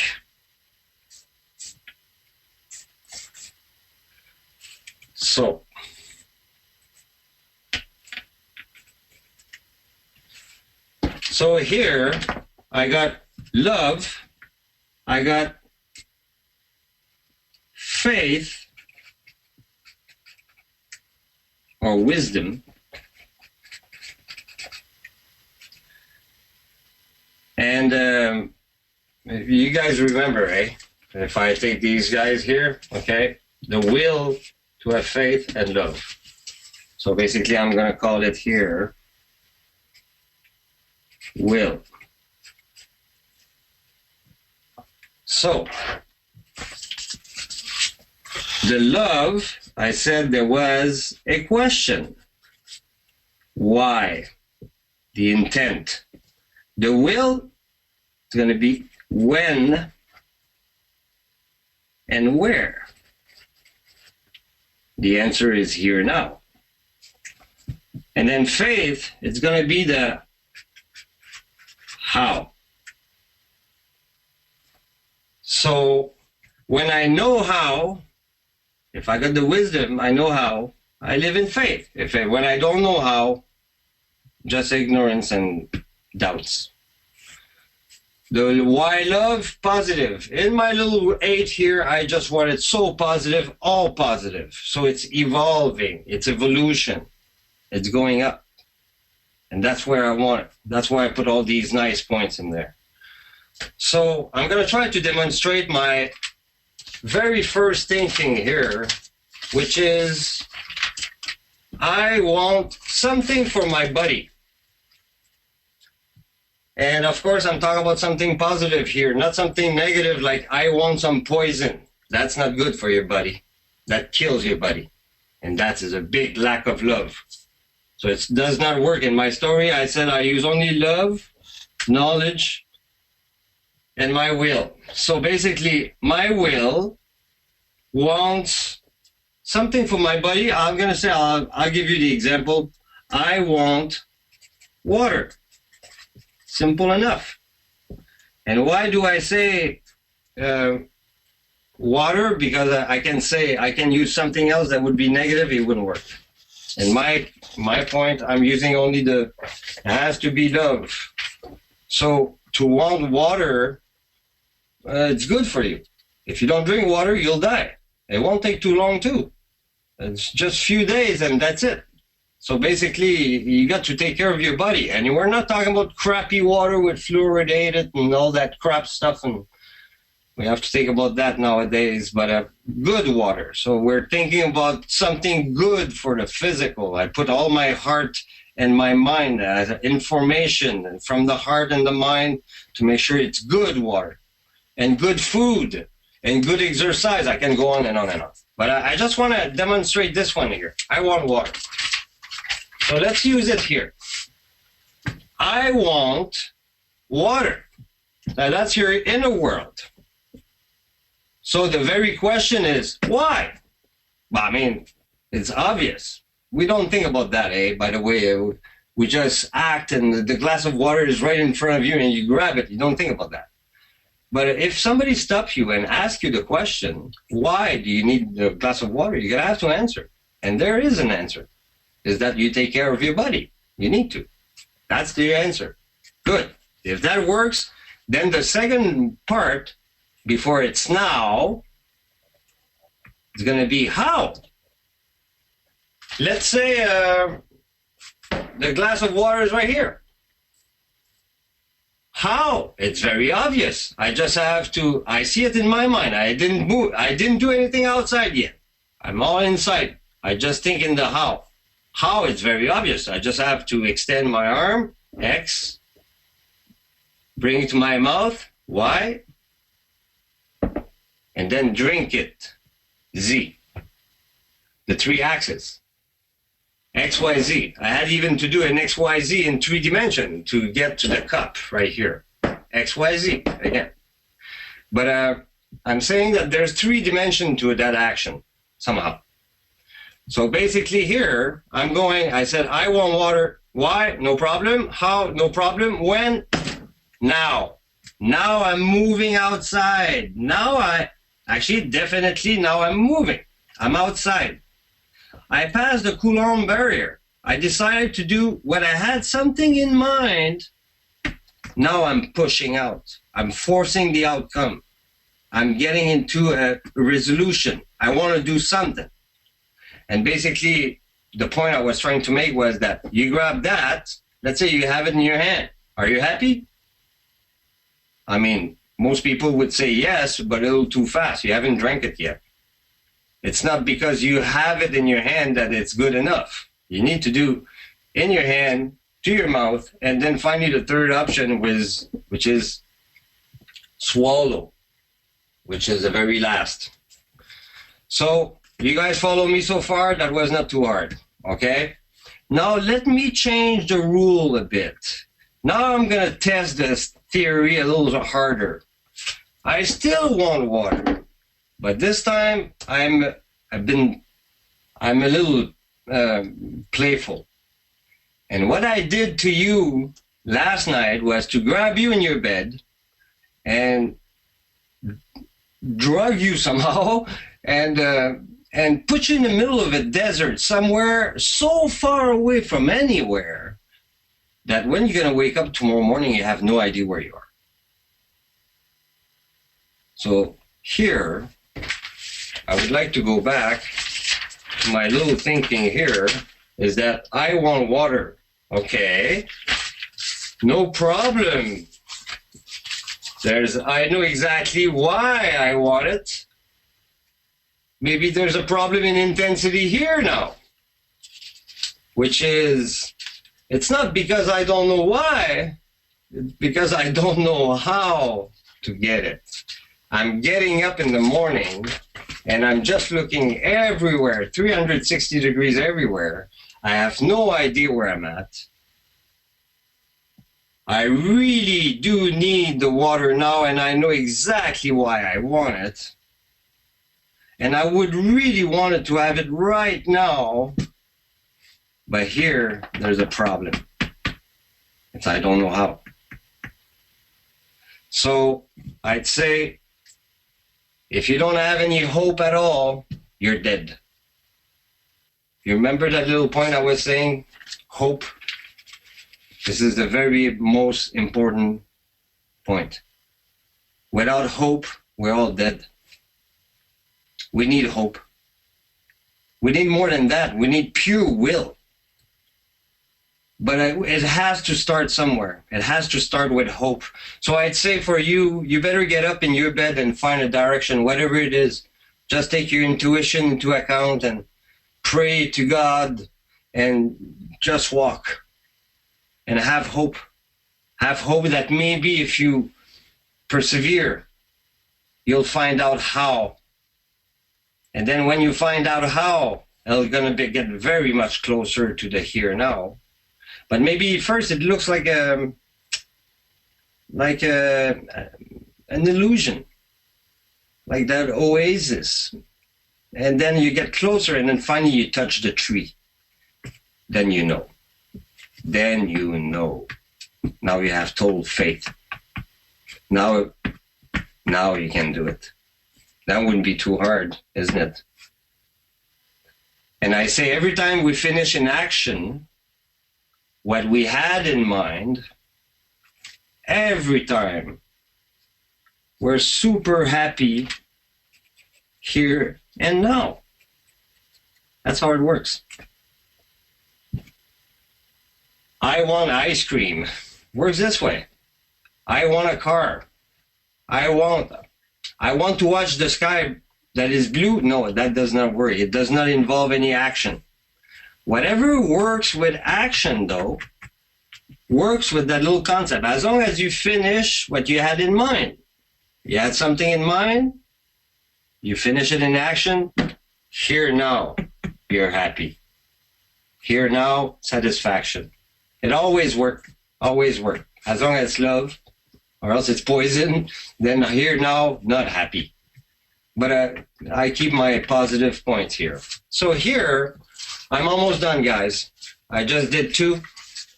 I just did one, and I've got two more phrases, one more or two more quotes, and I'm done. It's because just going along with that little play of mind that I'm doing with all this, it's very simple approach. There's a few little pearls that comes out of that thinking, and that was the pearls that came out 20 years ago. I've been spending 20 years talking about this, usually one person at a time. This is quite extraordinary for me to do it this way. I hope you guys enjoy it so far. I didn't mean to bore anybody, and neither to disrupt belief system. This is only one way of explaining it in a very simple fashion that actually can bring clear ways of explaining it and implementing it too. So anyway, here I would like to bring, what is it here? I wanted something for my physical body. It could be some good water, good food, good something physical. Here, my question would be, what is it that I can want from my mind that would make me feel good? Actually, I can say that I've been doing it for a few years, and it makes me feel good. I want knowledge. And actually, I remember I was a kid, and I was saying it, I must have been 5, 6 years old. I keep repeating that to people, and it was kind of odd. But I said I wanted to be wise. I was hoping to be wise. And I think it's very the best thing you can want for your mind. It's to be knowledgeable and to be wise. But maybe there's a remarkable experience that happened once in a while called enlightenment or the Holy Spirit, depending of philosophy or religion. But there's something that happened with the mind that has an extraordinary effect that's been described throughout history. And so I'm kind of curious now. Can I try it? Let me try it. I want enlightenment. Why? Is it love? Is it love to want your mind to be totally pure and bright and shining and all-knowing and happy and hugging trees and loving birds and just being connected one with the universe? Is there anything wrong with that? I don't think so. Not too many people, though. There's a lot of scientific mind that boo-boo what is called spirituality. And there's a beautiful experience in spirituality that is called enlightenment. And I'm not talking about necessarily the Christian approach, which is, I think, every religion on earth are like little rays pointing at the sun. and they're there discussing between themselves who has the best way to reach the sun, when we all know that we all looking at the same one big sun that we call God. It's all one. God is one for all of us, for every religion. So my opinion is that is it possible that in all these religion and philosophies they're hiding some secret about ways of provoking an experience called enlightenment, enlightening the mind? So I would like to demonstrate, I think that I may have something for this. I know it sounds a bit crazy, but I think this could explain I want enlightenment. And there's something that is quite, just for your information, everyone, is the Buddhist is more a philosophy than a religion. And Buddha didn't believe in God, but he believed in the universe. And he believed in the beauty and the immensity and the infinite universe. He was very much, in my appreciation, like a master scientist, philosopher. And what is strange is that Buddha had something called the 3 jewels of Buddha, which was called compassion, wisdom, and power. And I tell you, there's power in that moment here. Buddha had something called compassion, wisdom, and power. I mean, I can come up with some of the real name. The way they said it over there is like the Buddha, the Dharma, and the Sangha, or the 3 bodies of Buddha. I can go on and on because actually here I'm just specifying about Buddha. But there's Zoroaster, there's the Christians, there's a lot of different religion that has this embedded into their secret books. So let's see if I can work with I want enlightenment. If I'm not wrong, reading what I read, here I call that a state of love. Here is a state of faith. Now, it's a state. I mean, it's a feeling inside the view. And it's an attitude of you. It's a strong attitude of you. Now, that needs to be expressed here.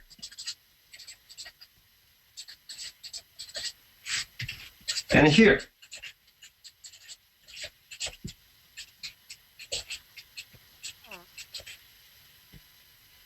So I say state of faith. You see, it's a figure 8. It really twists like that. So basically, I'm saying that those fields are the same, and those fields are the same. So if I'm not wrong, I want enlightenment. There's nothing wrong with it. The problem is that we don't know how. That's why we go see wise men. That's why we go worldwide in India and read in old books and etc. Let's keep going. What makes you not doing it now is that you don't know how. But how about if the how is that you just have to be in a state of love, in a state of faith, and connect with the now. Buddha would be really happy that I say that, because Buddha had something called the Eightfold Path, which had 3 jewels, and I think that it would somehow explain a lot of what they call what is enlightenment. And it happened quite fast. It doesn't take you that long. Just a few seconds.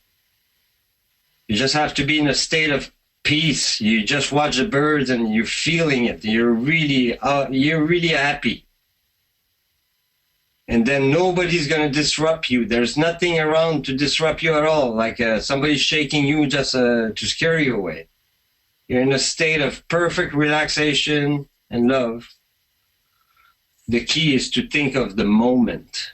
Think of the moment, here, now. And I say, boom, something's going to happen. This happened to some of my friends. I told them the story, and then something happened to them. That was quite remarkable. The bounce of joy. Nothing wrong happened, but the bounce of joy for some time too. And I was quite surprised. What did I touch, I thought. So anyway, with this, I went to see the Buddhists in India. And I tried to have a very deep discussion with them. And I had a very deep discussion with the Tibetan Buddhists. And I had some very deep discussion with theologians and Christians too. Because my point does not touch only Buddha. It touches basically everybody. Every religion, I think. But it's because I kind of assume little words that are very simple. Maybe I got an approach there that can resolve some of these mysteries. They didn't know how it was working. I think that's it. But here I would like to finish my point, because that was for the body, that was for the mind. And finally, my last point is, what do I want from my heart? And this is very hard, because the heart usually is given. So here I said, what do you want for your heart? Is for you or for something else? So I would like to bring this. I want to me, it's the best thing I can do with my heart. I want to heal you.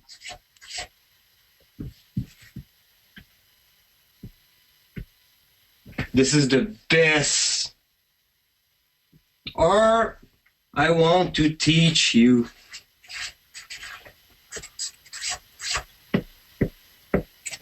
This is the best. You see, this one's taking care of your body. This one's taking care of your heart, your mind. I want to love you. There's no higher thought than this one. And it's unmistakable. When somebody does it by you, you cannot miss it. It's impossible. Everybody has shivers. My life has been transformed. It could be a teacher. It could be a friend. It could be a bum in the street. And he'll be the one to give you that lesson.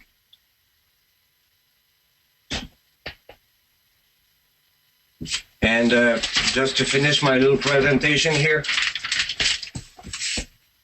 is that I would like to take one example that I picked up. My master when I was a kid was Jesus. But I got to say that every religion has their defects. And I saw a lot of defects in Christianity. So I looked around and always been very curious about every others. And I became a therapist too in my past, and I got lots of different stories. But one thing I've been convinced though is that I will love for the rest of my life. It's something that I truly believe in. And I just have to become wiser. That's the mountain I'm climbing right now with Mr. Keshe. I'm trying to be wise and loving. And I'm trying to put it into action. And I'm quite curious about what we're going to do with that. Okay, and finally here, let's say I say, I want to heal you. Here I can say that I know a guy that actually did that 2,000 years ago. And we all know that he was supposed to be very pure into this. He was supposed to be very pure in love. That guy. He's not the only one, by the way. I can come up with a lot of old books. I got lots of quotes here, too many, of course. I didn't do half of my quotes I wanted to do tonight. But it's because there's too many of these beautiful quotes in the past that actually prove my point. But here I'm going to say that that master had no problem with this, and he must have known some sort of a wisdom that nobody knew. And then he got up in the morning and he said, action. I want to heal somebody. But first he had to find somebody. And here I'm going to give you an example. There's many examples in the Bible. I guess there's many examples in Buddha's scriptures too, and some others. They use the same. Buddha had 12 disciples. Buddha was talking in parables. You know, there's a lot of, he spent 40 days under a tree. There's a lot of similarities, odd ones, very, very odd ones. It's all full of mysteries to me. Really intrigued, poke my curiosity. But here I'm going to try to explain something that I think Jesus was doing here. I think he knew very well about that, because Jesus was teaching in parable. And he says, I'm telling them in parable because I want them to see without seeing. And I want them to hear without understanding. But to you, the little 12, to you I will speak. And I'll give you. And you know, in the Bible, for the one who knows the Bible, there's many parables. But funny enough, there's only one parable that is explained. All the other ones are not explained. All the other ones are kept, he tells it, but he doesn't explain it. But there's one that he did explain. And it's the parable of the sower. The guy that goes into his field to sow seeds. So, anyway, my appreciation of that parable is that would be the fence. That would be the negative part, which is in 3 different levels of intensity. And the good side, which he says, that was good dirt and 30, 60, or 100 times the amount of what was sown. I think it talks about this. I think that if you kind of read the explanation that he gave to the disciples, then he tells you, if you have love, you try to give love, but you got a liar in front of you. An ignorant, a misrepresentation of reality, or a very selfish, or very mean, very bad people. Maybe people living in Belgium, maybe. And that really don't want to do anything good for the earth. Maybe then we're fighting something, all of us. We're fighting ignorance, selfishness, and apathy. And we just need to push strong will, strong knowledge, and strong compassion. That, I think, is the parable of the sower to me. But let me finish my little presentation here with my last thought. I think Jesus had somehow a perfect state of love. I think he must have known something.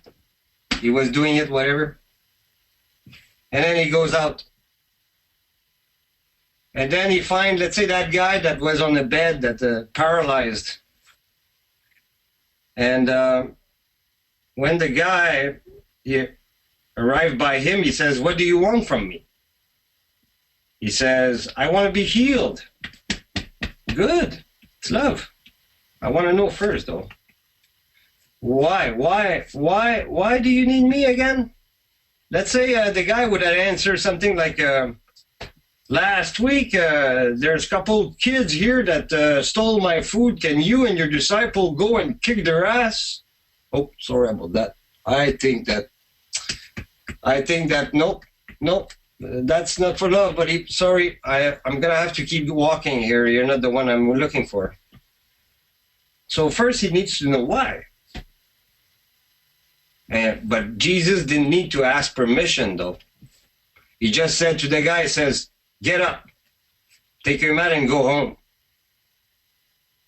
The guy actually repeated a few times. He says, what? He says, get up, take your mat and go home. So my opinion, here it's an opinion, is that if the guy had faith in him, meaning that he believed Jesus or the guy, if he believed him, then he's forced to think, what, he's telling me that now I'm healed? That's what I'm telling you, yeah. I'm just telling you if you believe me. If you don't believe me, you're going to look at me and say, what, you're not supposed to give me some medication, or you're going to go in distrust?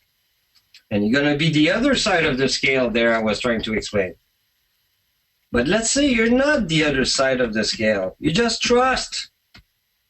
That's why I talk about very often, Dr. Elia knows about that. Sorry, I forgot to mention. Dr. Elia actually mentioned one of her quotes is that infinity loop is everywhere. And that's where I found it myself. I found my story there. And I really believe that Jesus healed. And every time he told them, he says, you know, he healed. It's because you had faith. That's why you healed. That's why you think of the here now. That's why it worked. It needed that in him. He needed him to have a state of love and a state of faith. And then he knew that he could make him do anything. And maybe have which I call a very extraordinary placebo effect, which is the effect of trust. Actually, doctors nowadays using this, and I've always been very puzzled. How come they use that all the time? They heal a bunch of people with no drugs whatsoever, but they cannot heal the very thing that they're trying to heal. They're not using the power of faith or the power of trust. It's a real power. It's a power, it's a scientific, knowledgeable. It's all based on knowledge. When you know, then you can trust. That's why, that's how it works. If you trust that it's going to work, it will. It's mind over matter. So I say, make sure your mind is strong and full of knowledge, and make sure your heart is full of love. And my wish is that you put it here now in action with me. We're going to change the world, people. And this is my presentation. Okay, thank you, Guy. Thank you very much, Guy. There is a lot of truth in what you said. And I saw some comments written. People came here to take physicality, that they can abuse it. Knowledge of soul was too hard to listen to. You got to understand, I look at this, what just been presented by Guy, in different ways than most of you do, and we all do it our own way. But you have to understand how a man can come to this point. You have to understand the state of physicality and the state of mind. When I got to know Guy, and when he was here, I listened to him a month ago. And in the past few months, understanding the way he lives and where he lives, he is a true passenger of space. He lives on a boat on his own, and is floating in the river of, or in the canals and the lakes of West Canada. He's detached from the earth, physical touch of every day that he's got to walk on, and he's literally like a spaceship passenger. He has no contact that he has to get up and go drive to somewhere. He wakes up, he's encapsulated his own spaceship. He's got a captain, a cat. You've seen his pictures if you've been around.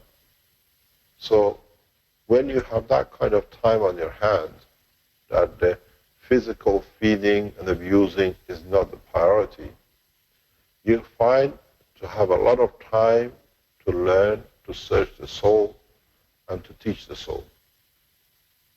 So when you listen to what the way and understanding what is done in the past in his life, and where he lives, and the way he lives,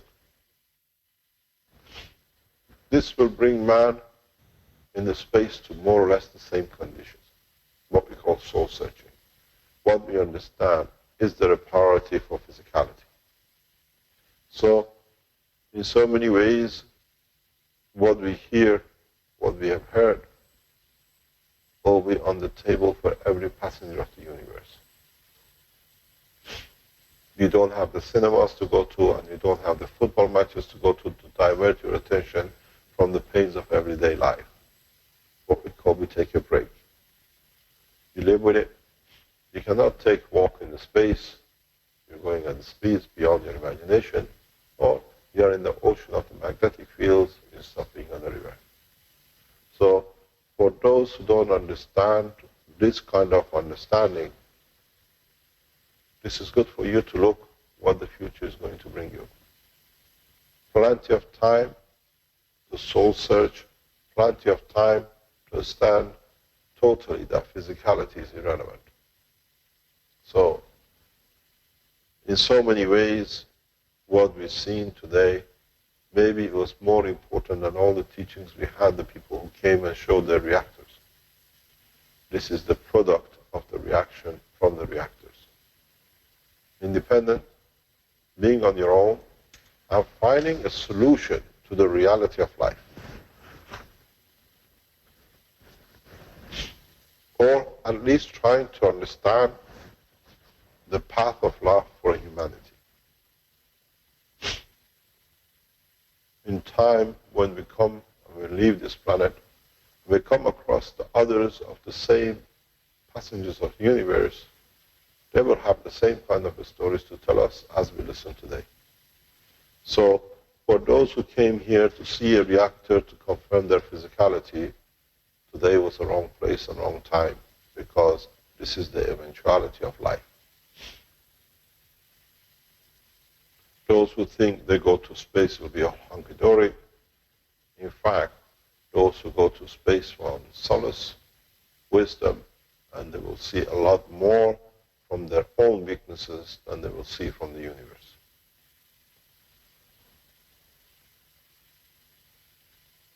Maybe what I see in the background, what is written in the chat,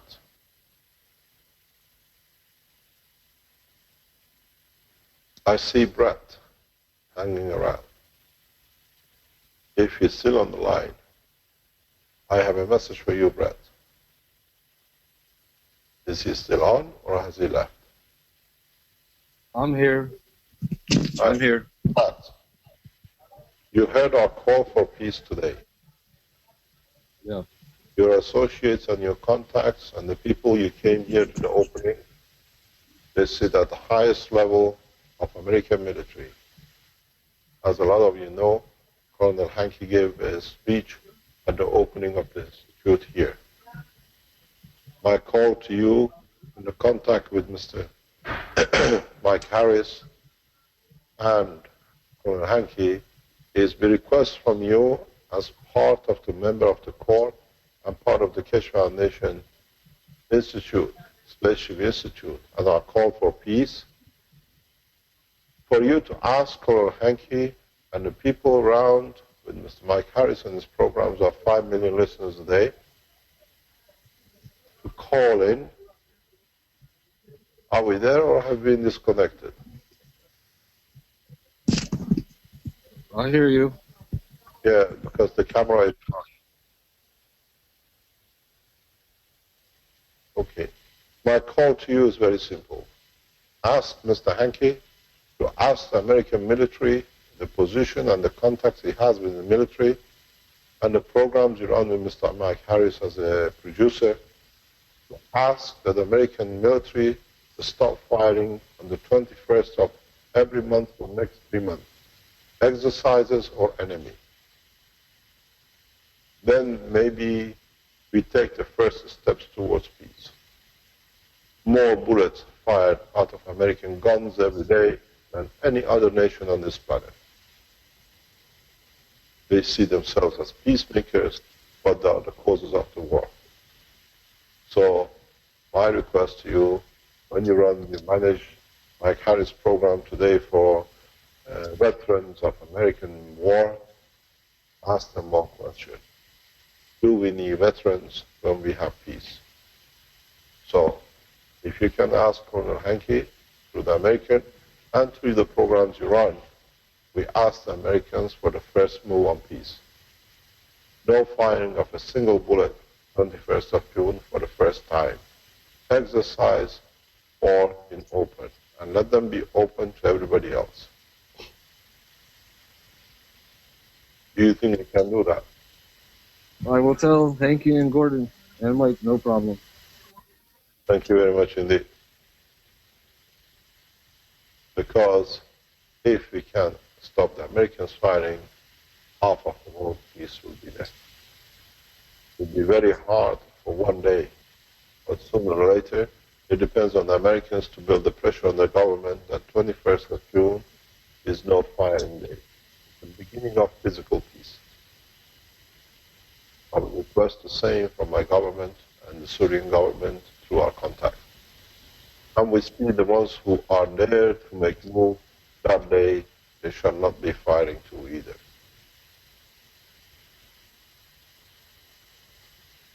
So it comes to one point. Today's teaching, today's workshop comes back to what? You put on the table the first picture. We don't have any pictures from you, Vince. You're just a surface. Your camera's on, but yes, Rick can put up that picture, and there she go. No problem. So what it is, we start building towards one planet, one nation, one peace. And we'll enforce it more and more as we go along within the next few days, few weeks, and then on. The reality is, maybe we have to spearhead this ourselves by opening what I call peace at spaceshipinstitute.com for people who want to come in and concentrate on work. And in the live stream, we open a line for people who would like to participate and come up with different ideas to bring the benefit of the peace to mankind through the new technology.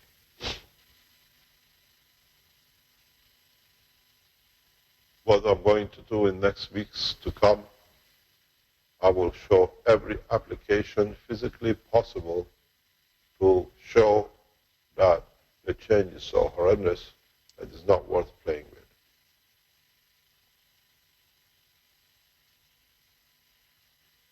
It is very easy to get carried away, but as he said, I have the faith, I have the knowledge, and I can enforce peace. And I challenge any leader, any government, or any group to challenge the peace the way we set it up. Your names will not be on the pages of history, but the peace will last.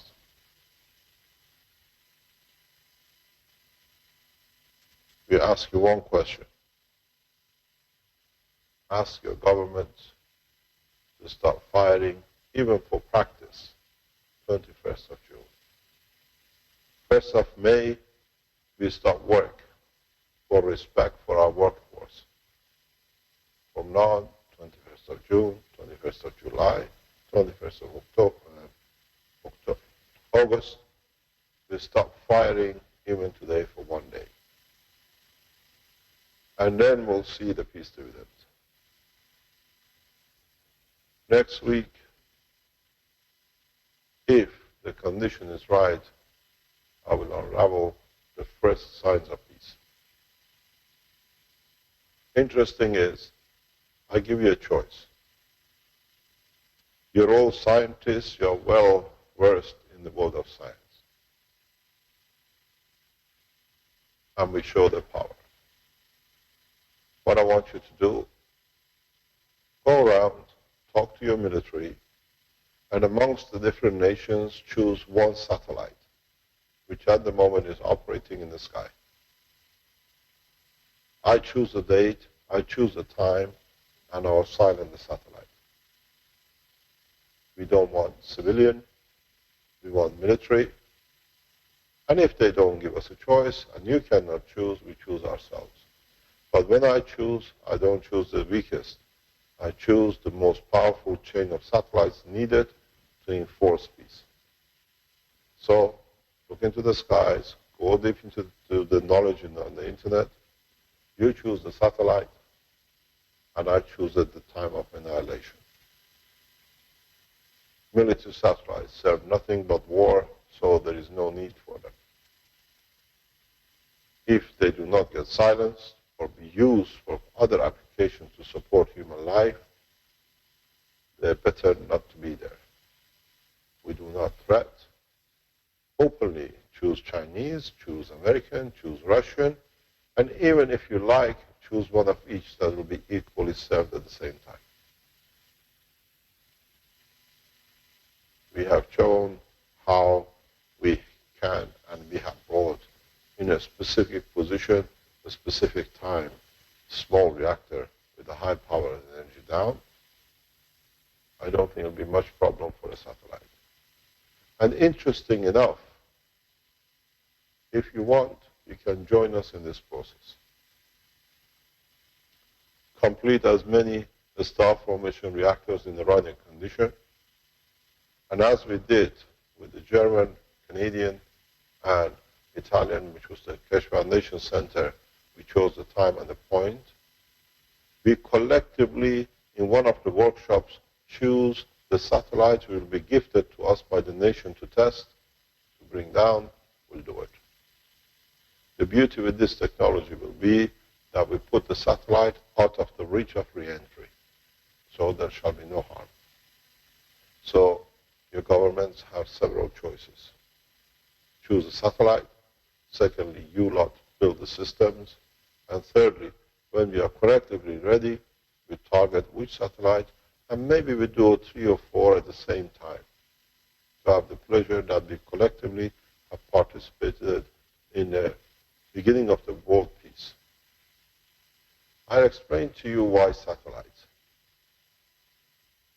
In early 90s, I was sitting in my office, and one of my associates walked in and says, Mehran, I'm going to invest a lot of money.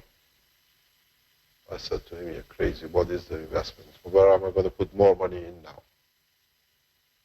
He said, there is this Jewish guy come in, and because the American satellites have no more use because of the Berlin Wall coming down, and there is not much tracking needed, there's a lot of surplus capacity in the satellite, military satellites around the world.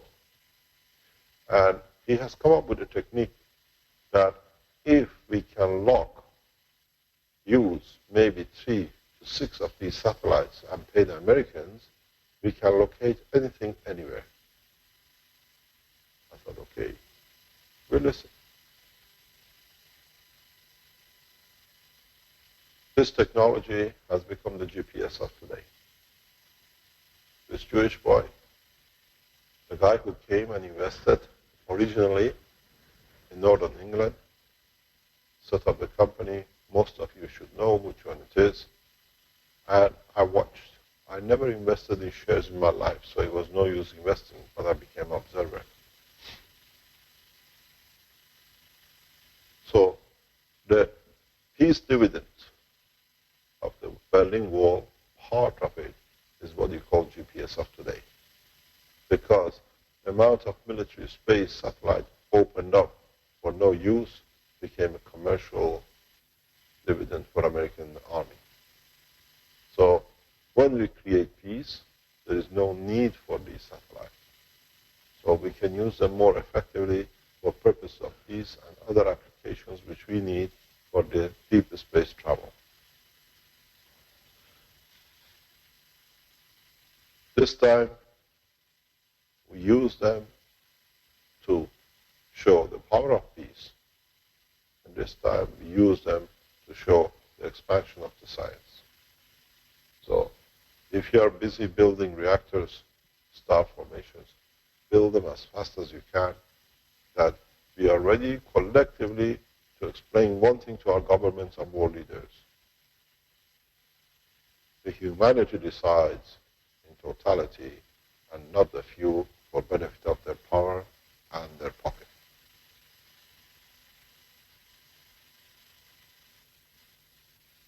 As I told you, and I've said that so many times, the suit of the scientist is 15 years old. I know where to go, how to look, and where it is to be used and to look for. So if we collectively use different means of creating, then our will decide the future of humanity, not a few which sit in the palaces of crime. So produce as many gases as you like, find yourself as many coconut shells as you like, fill them in with the guns, and I'll tell you how we'll enforce peace in the coming time. As I said, we will enforce peace, but through the knowledge that the peace dividend will be beautiful, not for us, but our children, and for humanity. So, Brad, you're the flag bearers of your nation. You've been with us, with Colonel Hankey, and other high-ranking American military. So now, that's why you've been chosen. You are the path to the peace through the American military. So it's very easy. Go tonight when you go on Mike Harris' show and tell them this is what we are asking. Silencing the gun. American guns for 1 day across the world, not in wars, not even in exercise. Because when you exercise it, you have to use it. So at least there's a point of beginning. I will send the same request to my government, and I hope the Iranian eminent leader, Ayatollah Khamenei, will respond, because his decision is sacrosanct and above everything else in Iran. And then we most probably receive response from the head of the Sepah of Iran in respect to the situation in Syria. And the peace will go ahead.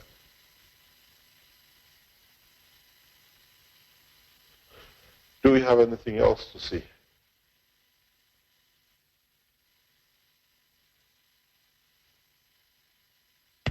I don't have anything immediately set up here. Is there anybody who would like to present something that's in the chat? Can I ask what happened at the end with our director of the Sears long presentation of last week? Searle is the word I think you need there. Yeah, we've been in communication. Pardon? We have been in communication. Did you check your email, Mr. Cash? Yes, I've seen it, but it doesn't make sense to me. Okay. Maybe we can get Do a we know what? talk Is he after. today? Is he online that he can come on? I don't see him in the chat. No, I don't see him in the attendees list. As you know, people from Sears, they came online last week as the director said, and it has turned up that is still in a rehab center, and they cannot make any decision until he's out, that out of respect for him. So we have to wait that he gives his blessing to his company, and they can enter by the look of it, they're too busy doing too many things. There's also one more point in that email that I did see, which was that the owner of the company is in the hospital. Yeah, that's what I just said, yeah. Okay. Sorry, I didn't hear that. He has a problem with his breathing channel or whatever. This is a problem with a lot of scientists, if you don't know. A lot of scientists have a double passage breathing site. How it is, we do not know, but a number of world scientists have this. And it's very abnormal to see it in the ordinary people. But it shows itself in a different way. It's like a small lung appears in the passage of the breathing. What it is, I hope it's not that, or maybe it is because it's such an eminent scientist. What it does is that when you have your breathing channel from your nose, somewhere in the side there is a sac somehow, and then this is your lung. Somehow a lot of scientists or highly intelligent people has been found to carry this. What it does is that absorbs different kind of energy at a higher strength, we do not know, but we know a large number of highly intelligent, emotional people carry this sac, and I think this is his problem.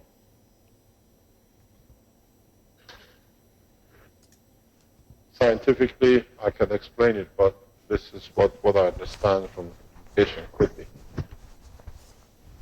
Okay, the question, Mr. Keshe, as we had a beautiful written speech for world peace, I never write anything. People here can tell you there was nothing written. If you might need writing things I do not need, it's already written for me somewhere else you cannot read. Mr. Keshe, as we had, by the way, if you've never seen, my desk is very clean. I usually come in with the papers and I just write. I don't bring notes or teachings with me because the teachings of the universe is in my head and in my soul, not on the piece of paper. And this is the type of paper I always bring and I take with me. And if you want to see it, this is the note of today, what I wanted to tell you, while I was listening to Guy. So, this is Mr. Keshe. As we had a beautiful written speech, that's your problem for world peace. Do you also have written words which I or we can send to our governments, military, and media organization? Or should we, each of us, write down in our own words and deliver it to different decision makers? No problem. I can formulate my own text. I think, Kevin, you're still in the doldrums of humanity. Do not write it with a pen. Write it with your own soul, and they'll hear it much easier. If you need to do it, write it and send it and give it. But when you give it with your soul. You will receive the answer, not necessarily in writing. So it's very easy. Do what you like. Post it, as we said, on the live stream online, which will be opened by WINS, that you can collectively start the process of world peace as Keshe Foundation Spaceship Institute. Then the others can come, the others can be inspired. We've seen the situation in the last time we put the world peace out. We received a very beautiful letter from the strongest man on this planet, His Excellency President Obama, justifying why he has to kill. And I responded in time. The people around me asked me to respond immediately. I said, no, I take my time. He jumped the gun too fast. And I responded on time, but I send you a message of peace, and you don't tell me anything about how to kill to justify your killing. And we published that letter worldwide. They did not like by the White House, but it's the truth. Actually, I think the White House has a wrong name. It's got to be called the Red House. It's got so much blood in his hand that he can never carry the color of white with it. More people have been killed by this in that house than any other time in the time of this planet. So one day, man will paint that building red. How can I ask one question? In the star formation, when moving the small reactors to the edge of the plate, does this have to be done all at once with the 3 small reactors? Or will this cause the destruction of the free plasma? No, we have tested this, we can confirm it. Even when you shut your reactor down for repair, the magnetic gravitational field connection stays. We do actually take our reactors off, we repair them. That's happened quite a number of times, and we see the built-up the same. We have stopped the gas reactors a long time ago, but they're still active. Actually, they were silenced in Desensano in November, October last year, and they're still running. There's still the plasma when we measure it. The only thing is, try to avoid putting your hand or interfering with the free plasma area, because then you disturb the plasma. Take the reactor out from underneath, from the top, but don't interfere with the cytoplasma as much as you can, because then you disturb it. Because don't forget, when one is running, the other 3 are holding position. So you can do whatever you like because the connection is there.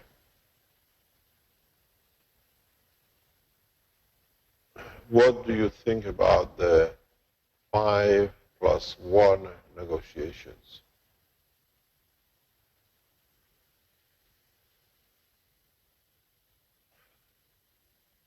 It's from Mr. Afshin Saran.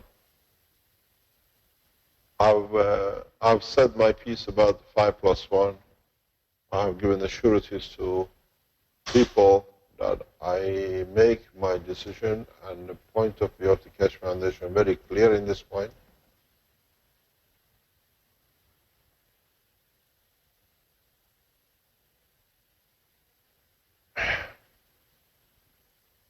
Five plus one negotiations is to the benefit of both humanity and Iran and the 5. It's a disadvantage to 1, and that's Germany. I will explain this very heavily. We know internally, and with the information I even received last night, that as Germany has invested heavily in the nuclear reactors as SCK, now SCK, with the help of the Germans, and again with the hands of the Belgian police, have cut one of my reactors open to prove that I carry nuclear material, and they couldn't find anything. Now they've taken a new action. And we've seen the pictures of this cut system proving that I use nuclear. Again, it's the same Mr. Hans Brackenier who's trying to prove that I use nuclear material. The reactor has been cut into halves, and they have found nothing, so they start threatening others, trying to find something else. So I don't think Germany should be part of the 1, because they're instigator of, I think, another round of problems through different backdoors. On the other hand, we've made our point very clear about 5+1. I initiated, I built the support and the first level confidence in Americans that Iran can be negotiated with for a peaceful means, and we have seen where we are. We have received everything we asked for, and we have given very little. I don't call this negotiation. I call this a dictatorship by the people who are in power, and they are correct, and that's been Iran. Every point Iran has put in has received, and the only thing we have given is what has been the ethos of the Keshe Foundation. We share our knowledge of the advanced nuclear technology. That's all it is. If you read the full structure of the 5+1 is, okay, we give you everything, but you gives us technology. Iran is sharing technology, in fact, to be able to get sanctions down. This is what I call highway robbery, hijacking, what I call mafia-style workshop with 5+1. That's all they've done with Iran. I opened the agreement. I'll read it for you. You will see everything which I've said in past 12 months, 24 months, line by line has been agreed. And all we have given is that we share our technology of plasma with Americans, and on the other hand, we reduce slightly the amount of enriched reactive materials to the benefit that will not create nuclear material. But as I said to the people of the power, do not forget, Iranians are one of the best chess players in the world. We produced highly enriched to show we can. We had no intention of using, and we gave what we didn't need to be able to open the hand of what I call a bunch of mugs. And they had to return it. On the other hand, as I explained before in the teachings, those who in the Senate are going to block or change the condition of Iran, any agreement with Iran, please, member of Senate and all the people around it, read the clean line. Your government played a very clever game against the Europeans, and sooner or later you shall pay for it. Don't forget, the Queen of England never forgives.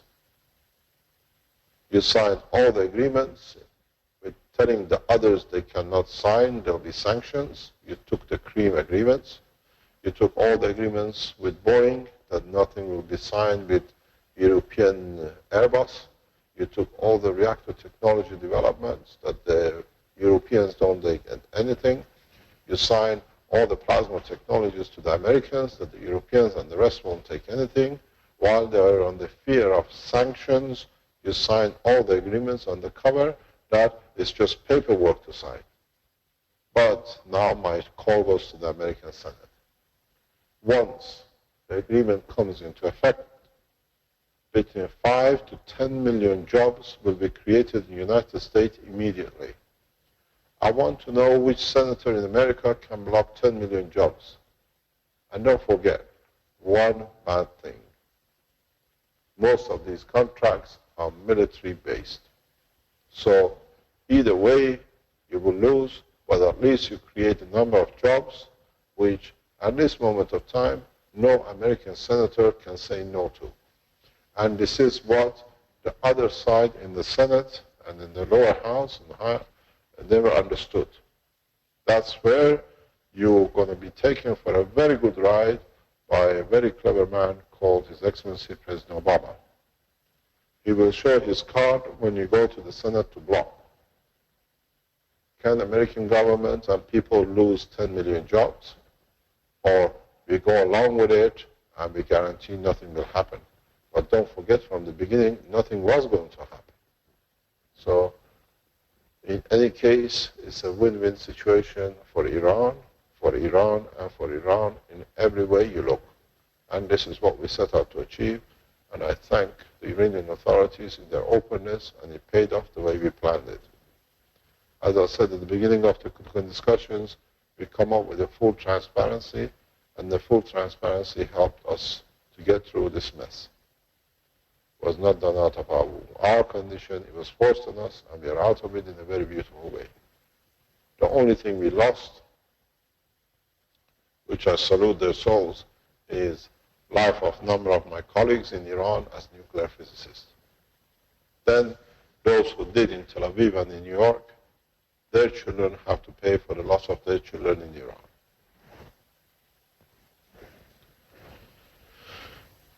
Question. The sinking reactor sunk because the whole encased upturned star formation was rotated. Does it also mean that we would achieve lift if the upright star formation was rotated in one way or the other of the direction of the free plasma?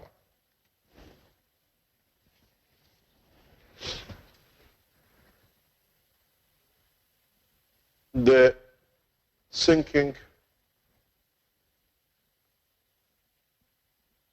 it has nothing to do with upturn or downturn.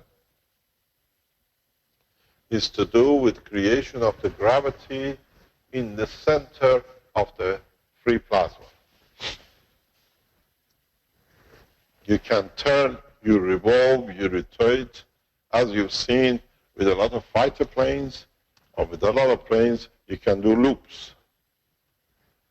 In time, you will do loops with the spacecrafts too. So the position of the reactor is irrelevant. It's upside down or it's a sideways, because is the field, mother field stays constant. So if you increase or decrease the gravitational field or magnetical field, it decides if you sink or swim in respect to the center of gravitational position of the center of the Earth. So when you build reactors, you have to go to the next stage of development of understanding the work of the reactors. And that is how, now that you built, you're learning, is how to control the gravitational and the magnetical fields of your formation. Because if you increase the gravity, you'll come close. If you increase your gravitational, the field forces will be repelled by the field forces of the Earth, pushes you up.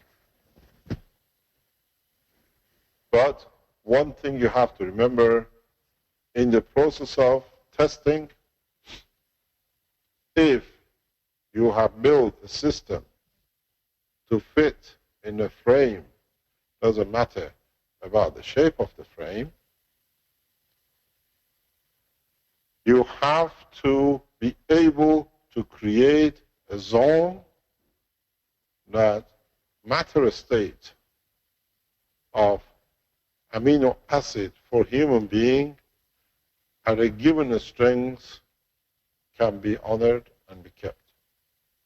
Because if you cannot do this, and your star formation reactor builds up energy, gravitational magnetic field, maglev strength, which is beyond this, you might have a craft, but you will not have any life.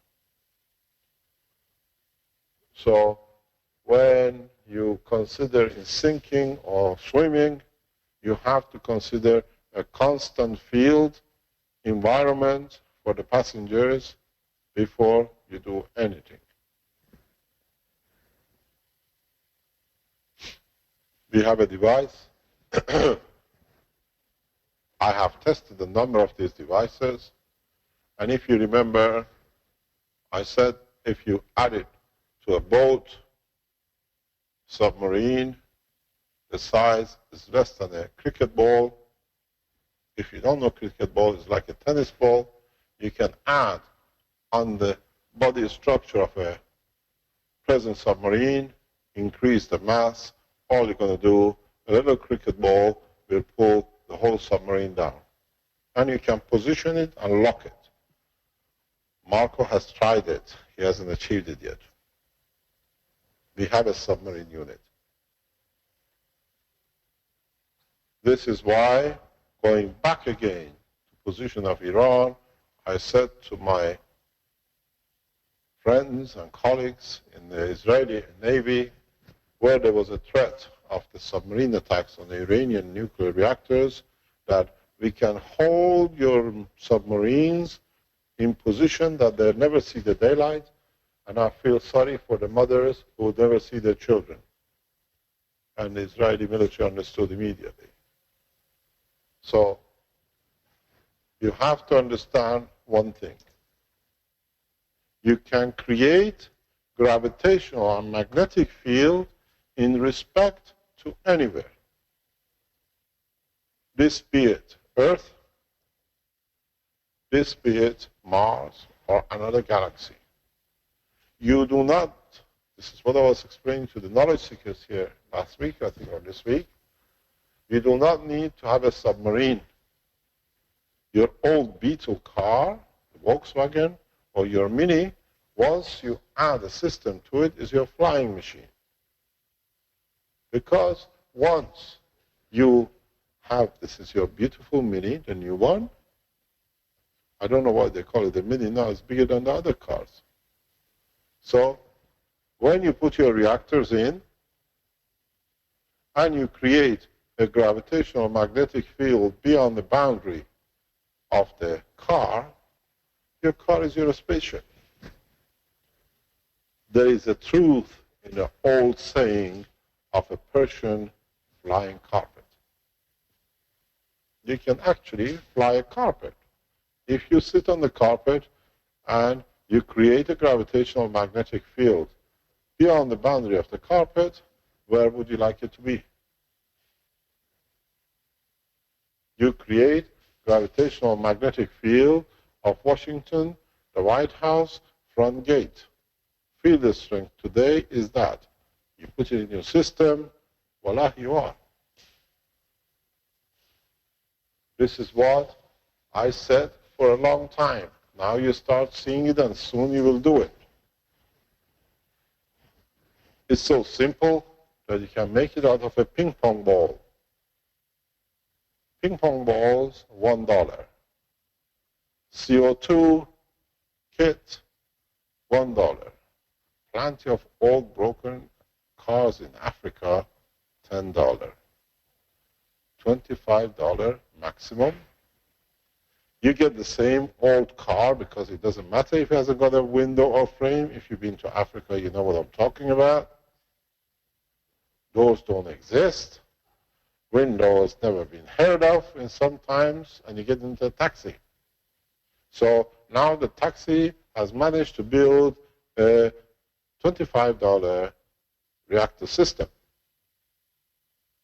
Now you get the Africans going all the way through the boats and coming on the rivers and the seas, and we pick them up as refugees. Destination, New York, White House, and how many Africans would you like in Washington? Total cost, you can get as many people as is like in it.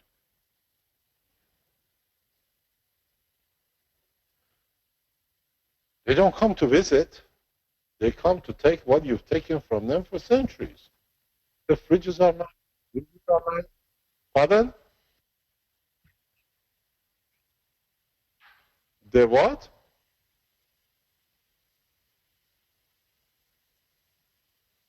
Doesn't matter. You can get in it. It's India.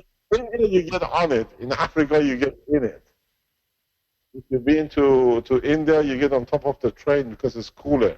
So you can imagine how many Indians will turn up. The injustices of the past will be paid for by us and our children for what we've done to the others. So the peace treaty is very needed very quickly.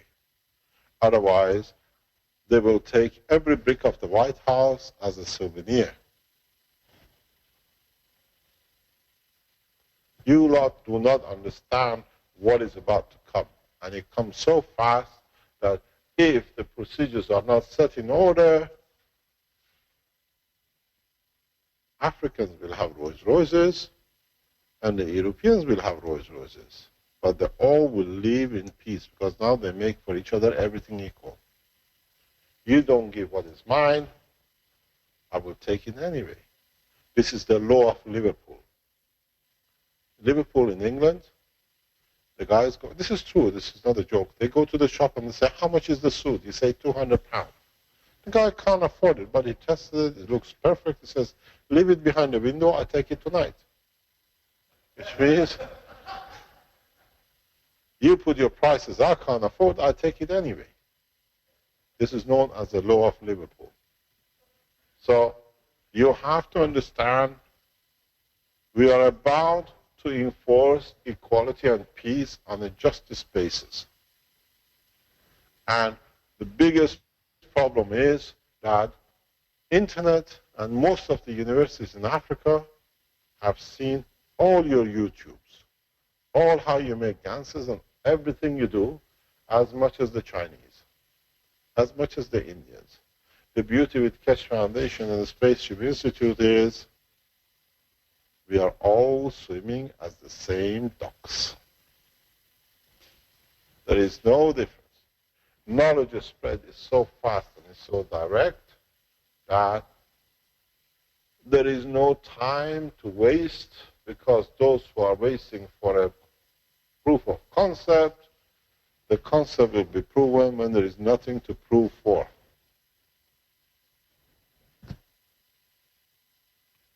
I told you, and I give you a hint next week, next 2 weeks, 3 weeks, a lot of the knowledge seekers will end up in their own laboratory of their own heart to decide how they are going to achieve this.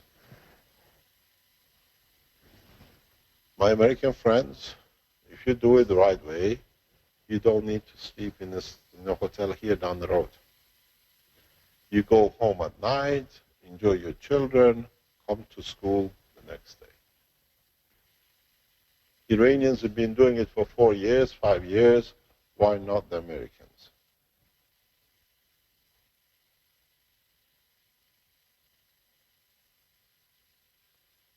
If you go on the internet,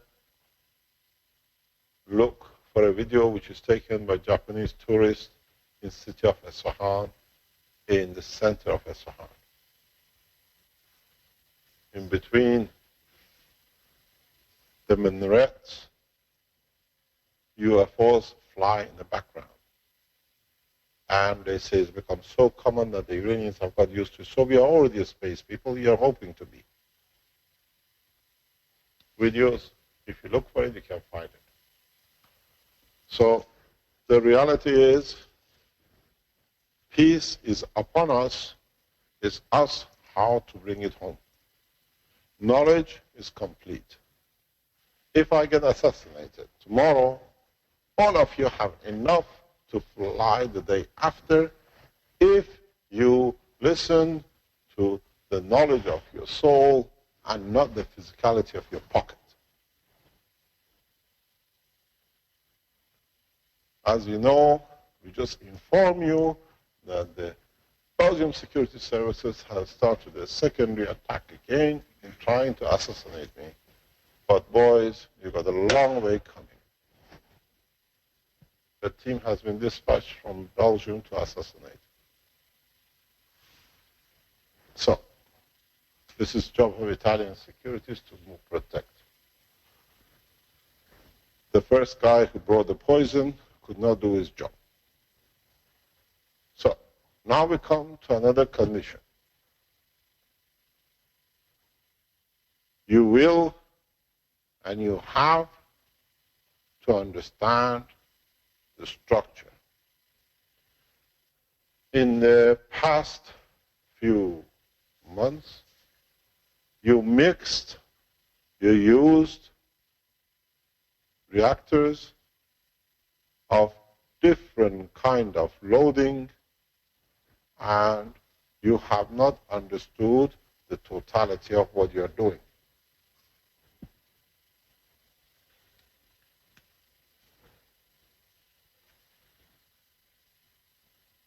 You want to change that? Always focused on that one. No problem.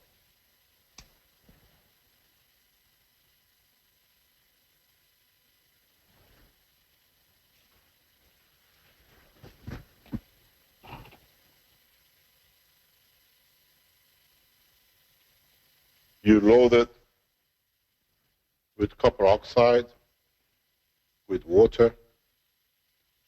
You created copper oxide with water.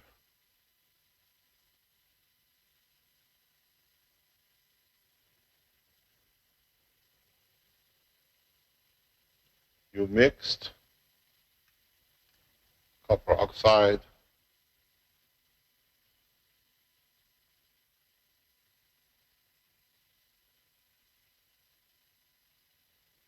and then you mixed CO2.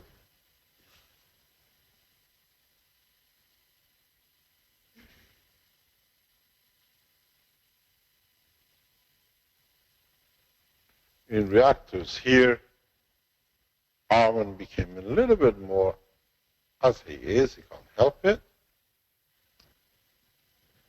He's so impatient. He added CH3, and we had CH3.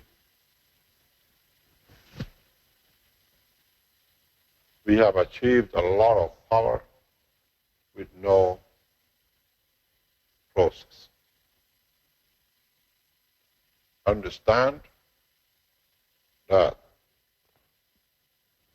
what you do here has an effect here. Then some of you very soon from today will add a new element.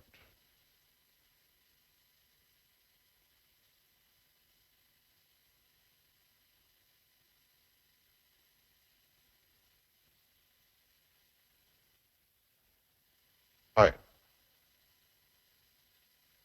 And some of you which go into the medical side will add blood.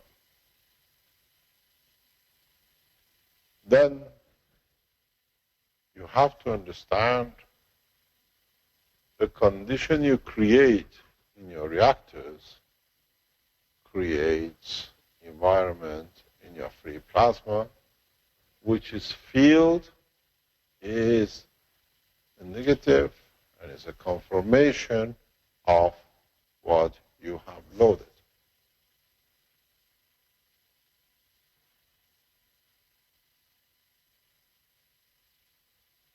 And if some of you have become clever enough, I haven't seen anybody yet, but you better start looking.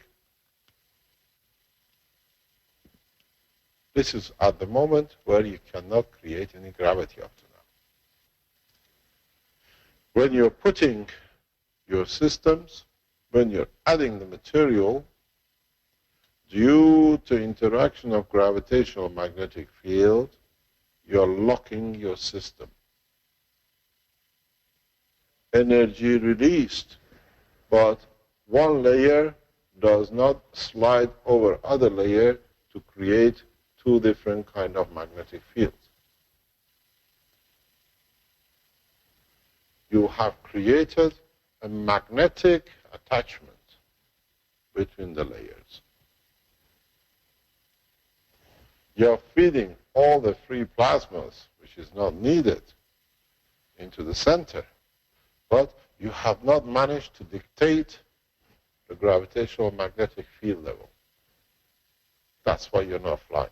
I told you the gloves are off. It teach you so fast that you all fly, you all be in the White House tomorrow morning. It depends who wants to call himself president first. So why you have not, and you cannot see any lift, because everything has got a gravitational magnetic field locking. In a deuterium, you have two direct structure of the plasma of a proton and plasma of a neutron. Depends on the strength of which you dictate the condition of interaction.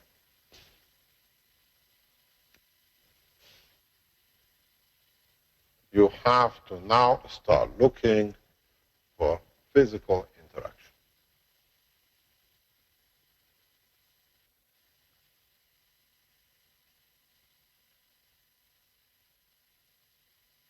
You have to be able to, exactly as it happens in the structure of the sun, create plasma layers that slide over each other, and in sliding over each other, they create different plasma strength, and this interaction gives you gravity and magnetic field at the same time.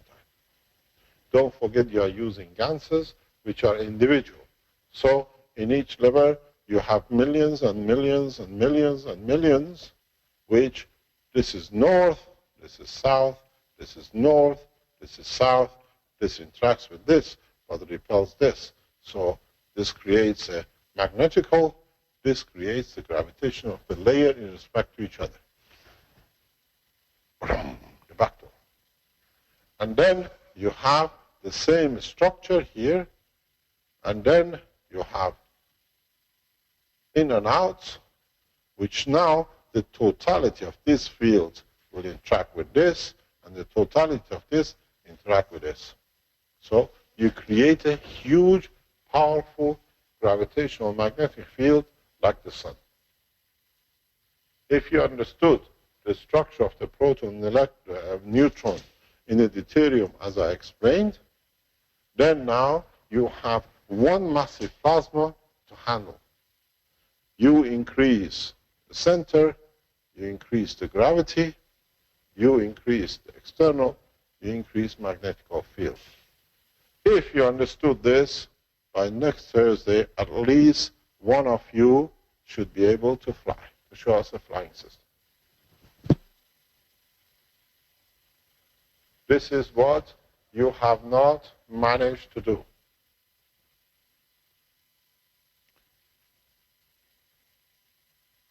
All the layers which have been put in the reactors, they have all been locked and sandwiched in. They're like this. You need to free them to slide. Find a gapping material. Then when CO2 moves, copper oxide moves the other according to the field forces, you're dictating the motion, magnetic fields will create their own gravity. Good morning, Marco. Are we lost? Do you understand?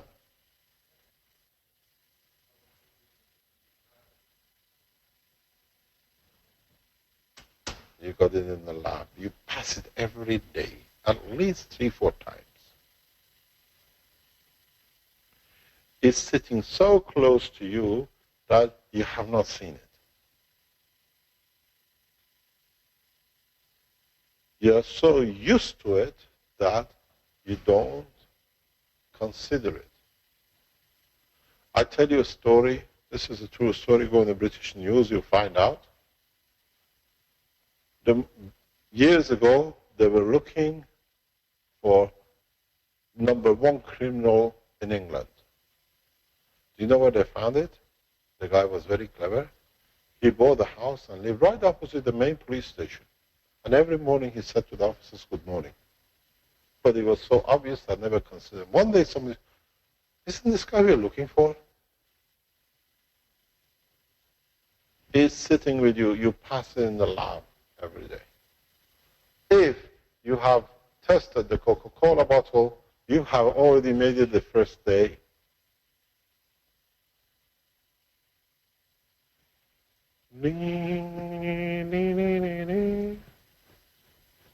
Does it ring a bell? Come here, I'll tell you in your ear.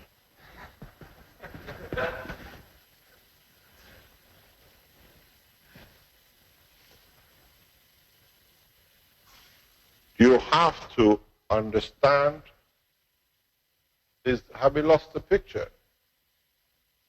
Whence? Can you show the big picture then?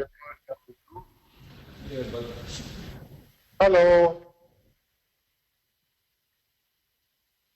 We don't see the picture on the main screen, so we don't know where you are. I'm frozen in time. Oh, okay. Check your computer then. Marco, can you just check that connection, please? Might need to just Okay. stop that webcam and start it again. It's the main camera which is gone missing. No, main camera's good here. Okay, so you can see it, no problem, because we can't see it here. So what is important is that you start understanding magnetic separation. If you can do the magnetic separation in your layers, your copper oxide goes that way, your CO2 goes that way, your CH3 goes that way, your metal goes that way, and then this and this will support that one, this and this will support this one. You build up a huge, huge gravitational magnetic field, and if you can put your finger in it, you will be sparkling with energy. This is one thing. Now we push to the next step. We need at least 10 flying objects by different Keshe Foundation supporters around the world by latest 15th of June. I will not support you, but I'll try to make it as much as possible, easy as possible to make one. And if you get magnetic plasma burn, I will send you the medicine of love for it. It will heal it very fast.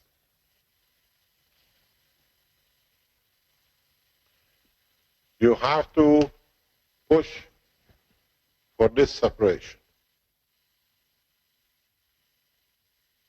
Look how in the muscles of the man, in your body, separation is created. I touched on it this week in the teachings. Pardon? Pardon? With a lamb chop. Bravo. With the lamb, if you haven't been on the teachings, you haven't seen the lamb chop. We usually bring a live lamb here. We feed it. Can I say it, When Mr. we Keshe? finish with it, we have lamb chops. Can I say it? What, the lamb? No, can I say what you're No, referring no, to? no, no. Not the lamb. We keep it at home. But you've seen the lamb chops.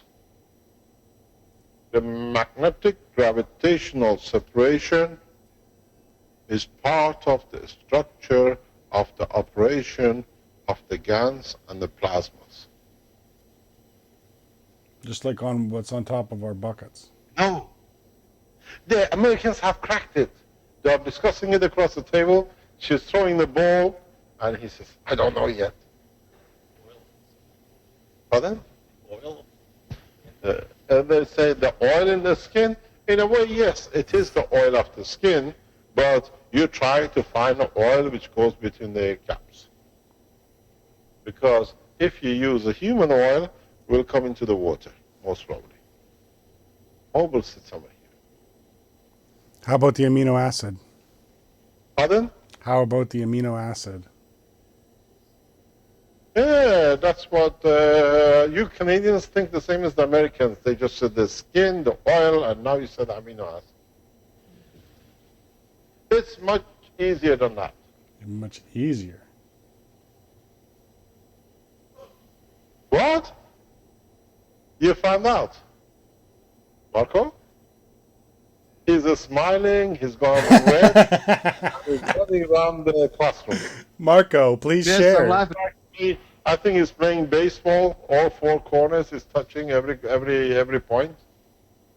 Now he's landed, let's ask him the question. What was it? You found out? Not yet? No? Good.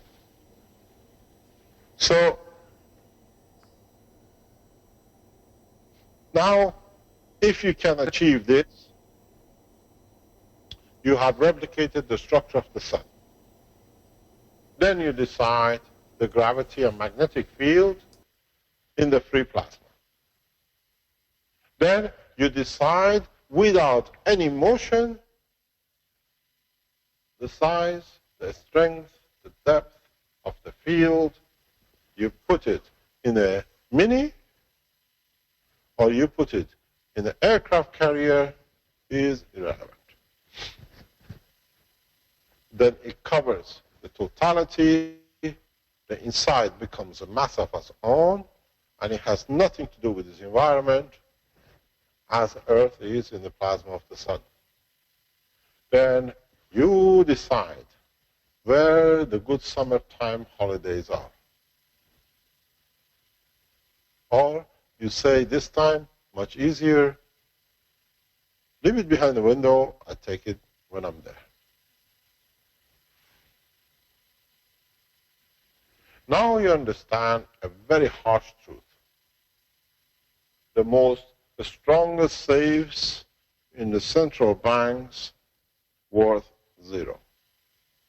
If you can find the gravitational magnetic field of central banks, you're all welcome to take it. But the most stupid question is, now you know how much to do.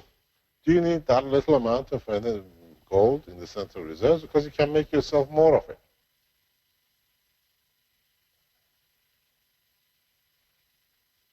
So there is no need to empty the central banks like in Holland and like in what do you call it? What they call spring uprising. In the next few weeks, I give you time. You have till August. After August, we make a different way. But a lot of you who've been very heavily involved in testing, if you understood this, you understand this, and I'm sure one of the first ones should be Rick. Rick is very much on the right track. He doesn't unravel, doesn't break up. And I tell you one thing, none of you need to be nuclear physicists, and you've got to be a very good kitchen housewife. Housewives will fly before the nuclear physicists and the astronauts because they work with it every day.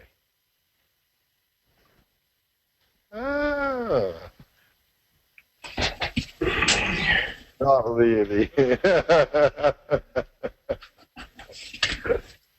So that's what I said. This is the beauty of this technology. It's idiot-proof. And as I said to the top director of IMEC, a black man in the back of villages of South Africa can do the same thing as a scientist, a professor like him sitting across me. Because the man in Africa is closer to physicality and reality. He lives in cuckoo land. Housewives will fly before their professor husbands.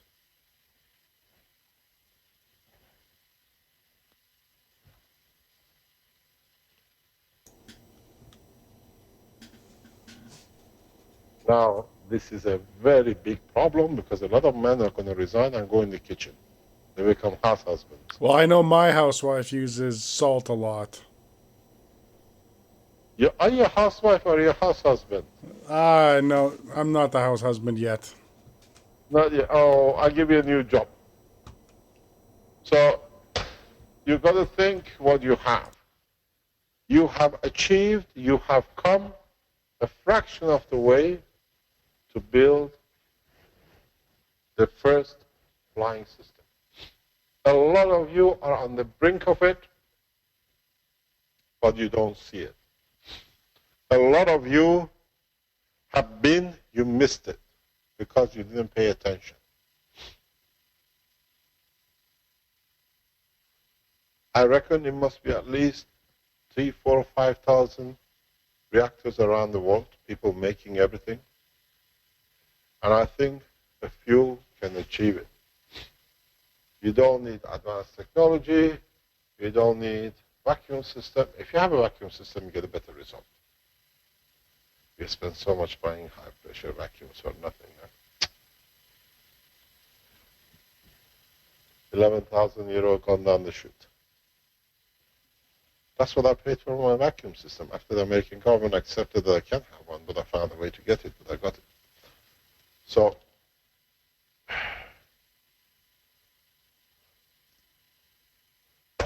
if I tell you the jokes I've been through, it makes you cry.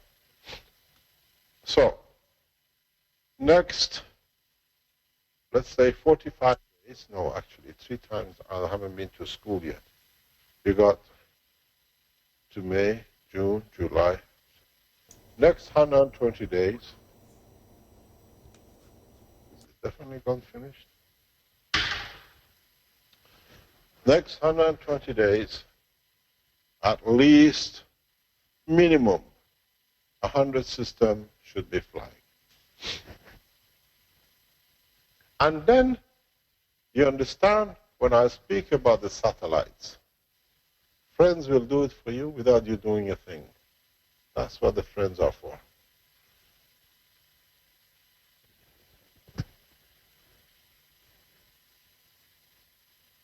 I have spread the knowledge so deep across that so many people will do it. There's no way to stop. If you understand it, all of you, even though, as I said yesterday in teachings, you've been the passengers of a space, but you ignored it because you sit on a planet which is revolving in the universe, now you can get out of the cage. Have you ever played Monopoly? They give you out of cage, out of jail, free pass. Your free pass is open now. Get out. Sit in your kitchens, sit in your shelf. You live with it, you die with it, and if you don't believe it, Marco did a test this week. Can I speak about it? Is it okay? Marco did a test. He put a plate and he put a wire with the bits of wire sticking out of the plastic. After he finished his test, he says, there is a problem. This has disappeared. This is plating. Not knowing that he has actually created the guns of the wire itself while he was there. So what does this mean? Don't look too far. If you have a piece of wire in the wall, you don't use it from the bed to the ceiling, it's too old, take it out, you can make your own spaceship. So you don't need much. You don't need to go and buy yourself a copper plate. The whole object of copper was to create a GANs that you could feed your system. Now you know there are different ways. I think if you have a meter of copper wire in the house in the wall, which goes to a side lamp, I think it's better used if you use it to make your own flying machine or your energy system, because that will give you energy for the rest of the life of the house than just sitting there one day and night when you want to see the watch, you just put it on here, put it go. So the part of the mystery is your own ignorance, is finding a material that allows magnetic field motion, but in a free space of magnets. What does this mean? The material should be good going that way, this way, going that way, this way. And does not magnetically lock the two. Materials. Nano-materials.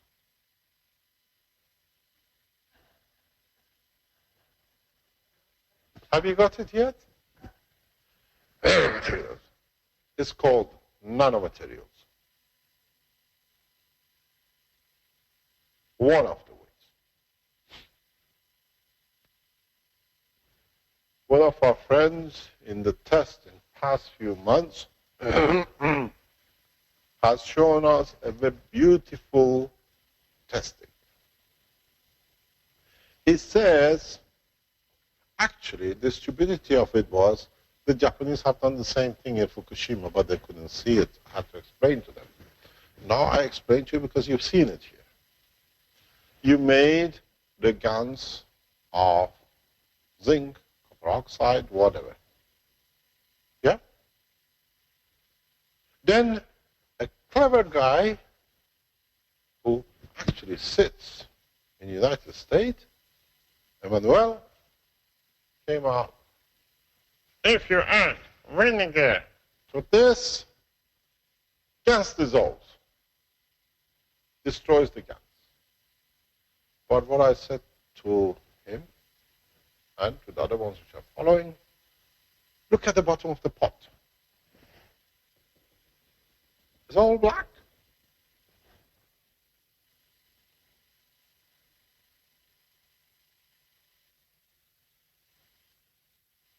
Certain type of vinegar, certain type of acids, depending on the gas, takes the matter state back from a plasma to matter gas state. Wolves with wolves, dogs with dogs, but in different layering. Now you have a copper oxide, nano-copper oxide.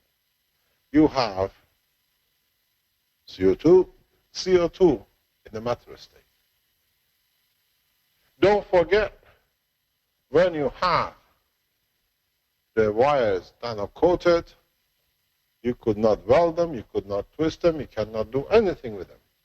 This is how the gans of blood move so fast in the gans of the muscles of the heart and the vein.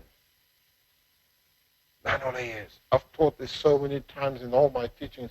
You're all deaf. Yeah, you wrote it, but you don't understand it. It's no good. So try. This is one of the ways, but if you don't get it right, if there is a gap, they lock. You get a MS, or you get no problem, full transmission of nerves. So one of the ways, actually this is the hardest way. I always give you the hardest because then you enjoy it when it's the easy way.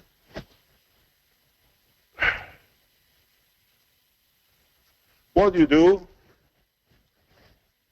Get ready, put your clothes on. You're all invited for dinner at the White House and the Kremlin. Because if you know this, you choose where you're going to have your dinner. Because by the time they catch you, you can go to the other house.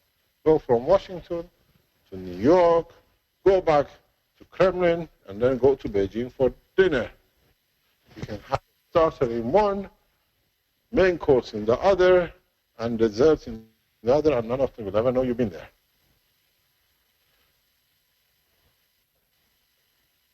CO2, this is your reactor. You put that little thing in.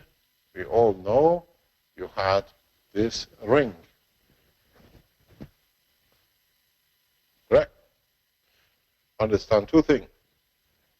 Main part of physics. Vacuum, atmospheric, rotation.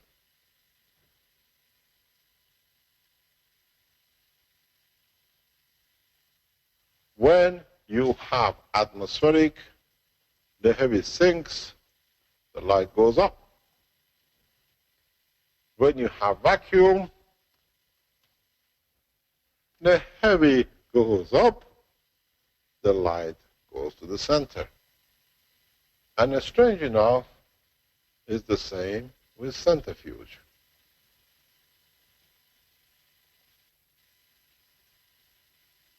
Then you have a CO2 or whatever.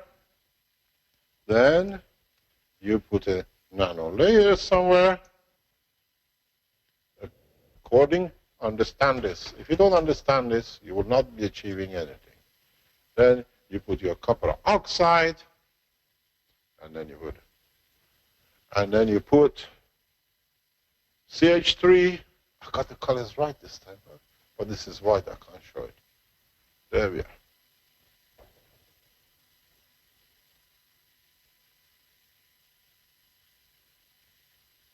Da, da, da, da, da, da, da, da, da, da, da, da. You understand? So now you have 3 reactors, and now imagine what happens. Don't forget, each strength gravitational magnetic field interacts with its own. This is a law of plasma. You cannot mix iron with copper. In the gravitational magnetic field plasma, separate the strength and stay separate. That's why you get layering in the stars. Otherwise, everything will be to the center. So this is what I explained to you in the past couple of weeks teaching, that between different layers of solar cell in the structure of the star, there is a place where there is a separation. And there's always a state of matter strength in that interaction. The Earth gravitational magnetic field, the stronger the sun magnetic, because the strength goes to the center in the plasma.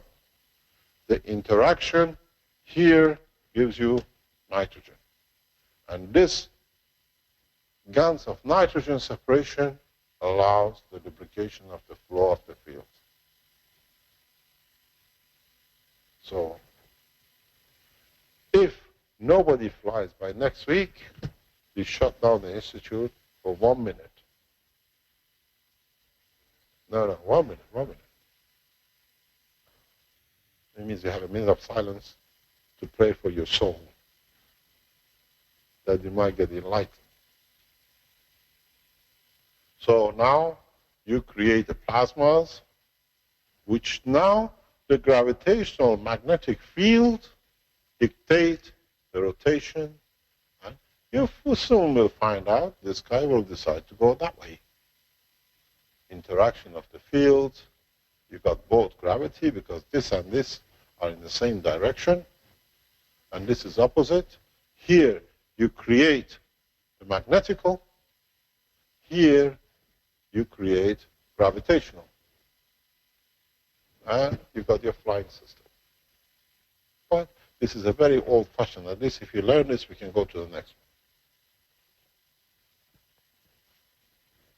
one. I don't give you a Rolls Royce to test first. Test on a Mini. When you pass your driving license, did Daddy give you a Rolls Royce to drive in, or you bought your old banger and says, run it in, at least you bang it, you learn it. That's what my father did, and he was right. It took me 3 days to run the first car into the garage.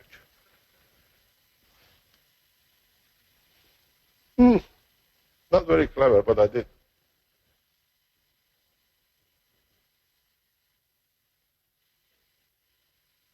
Learn, understand. I am not teaching you anything new. I'm going in more depth to understand the totality. If you look, I put these together, but in different bits. I've already been teaching you all these days.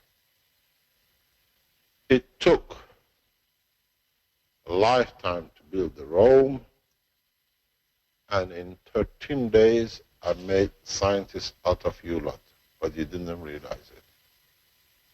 Whatever I've taught you in past 13 days here in the teaching room is enough to take man out of this space, if you understand all of it. The health, the energy, the material. People tell me you don't teach enough. You are blind to it. I've taught you the science of the universe, but you don't see it. You are all graduated in less than 13 days, but you are blind to it. If you listened, this is getting too hot here, am I correct? Aren't you too hot? Are you too cold? Windows are open. When the windows are open, airco doesn't work. This is the program on it. When you open it, even though you think you get a cooler air, the system locks itself. So find out very rapidly that you have all the knowledge to create lift and motion. And you have all the knowledge in your hand as collectively, even as a core team or the knowledge seekers, to force peace in one go.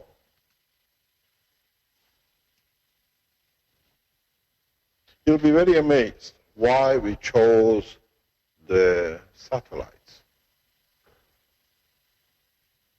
The most advanced ships use military satellites for all their communication and position. The most advanced aircrafts do the same. When you take the control out, goodbye to the rest. You don't harm nobody on this planet, but you take the brain out. Dead man walking. You understand? As I keep to the ethos of the foundation, not one soul will be harmed by this technology.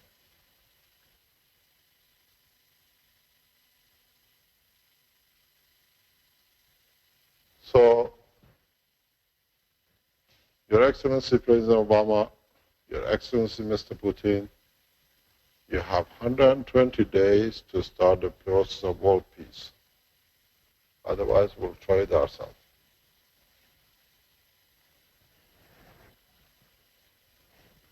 And I keep on going. Teach you one thing.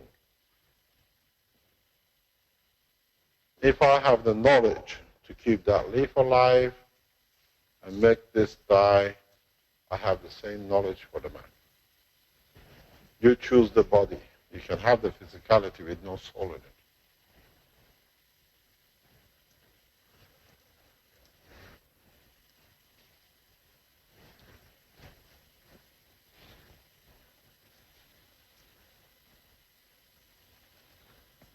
Peace starts from today, and very soon we'll enforce it through science and technology in the hand of every man that no man can abuse it.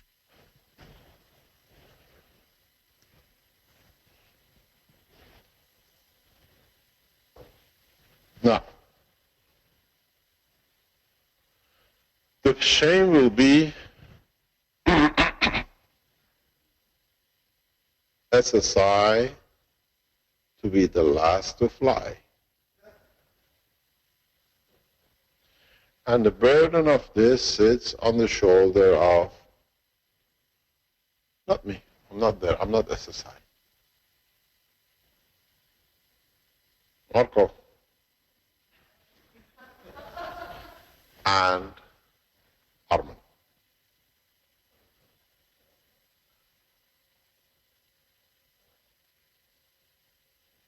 Have you noticed, you too?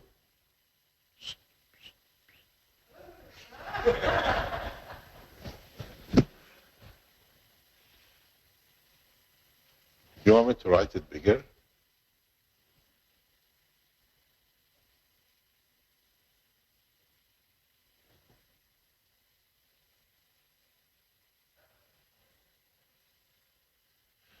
Mr. A back to front, and Mr. A in the middle.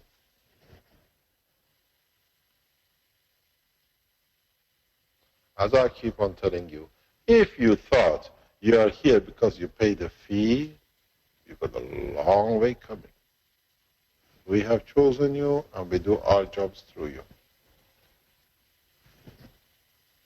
So please don't make SSI the last one.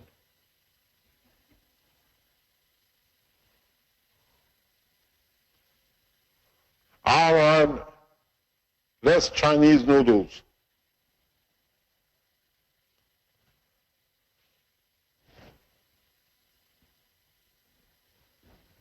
So, what do you mean? I spoke with him. Sohail says he's testing everything. He says he's giving him a variety of food. The problem is teaching him how to use a chopstick. All he knows. So, go back and look at the cross-section of your reactor. You should have flown from day one, but none of you wrote nanomaterials or a condition of separation between layers. That's why everything is stuck. Your strength is limited. Because as these rub against each other, they release more fields, much rapid interaction. You should see beautiful things. At the moment, in your star formation, you rely on what is in the boundary of the fields of the GANs to interact. This way, you continuously feed field forces. The first American spaceship astronaut, Mojan, sitting there. What would you like for Sunday lunch at home? I have a mini if you want. And I have a Persian carpet which flies. Do you want it? Would you mind going in the back of my car, bringing a Persian? Just put it in your pocket and touch it. This car is very touchy. It opens up. The back of the car, there's a Persian carpet. I brought it for today.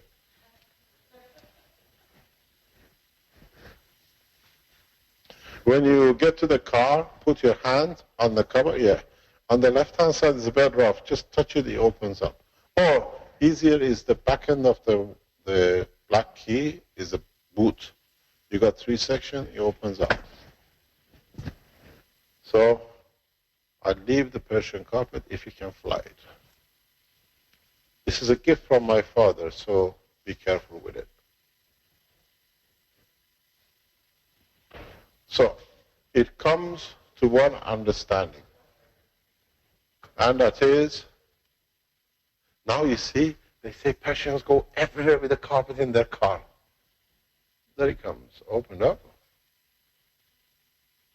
This boy doesn't know how to open. My God, you're not married yet?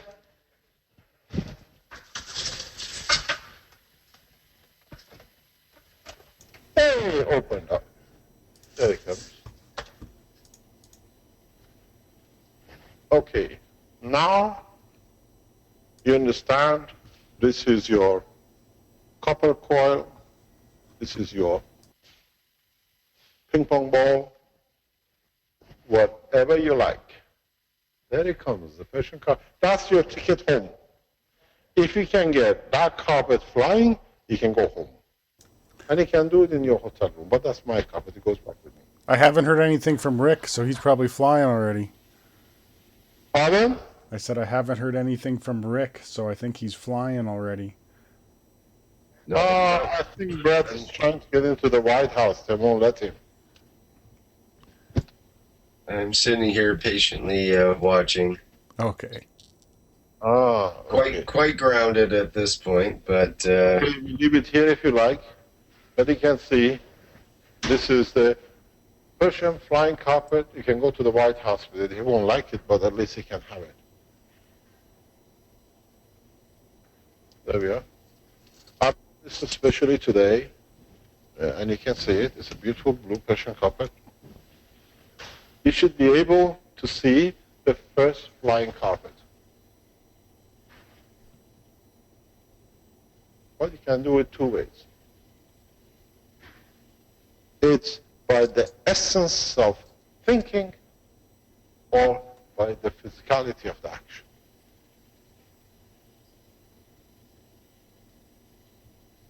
Don't look at it, it's not yours. It's got a historical family thing. The feel of it is not very good, huh? There's a bit of stain there, that's my dog. There's a bit of stain there, it's the table corner. But it flies. No? And if you like, I can put it on the table and do the old magic. Because the piece will sit there. The reality is, You've been blind to what's been in front of you. You chose the path of physicality and seeing the interaction of the field. And that's why none of you flies. Nobody asked the question, you put these gases, do they move? Or are they always stuck to each other? And I said, okay.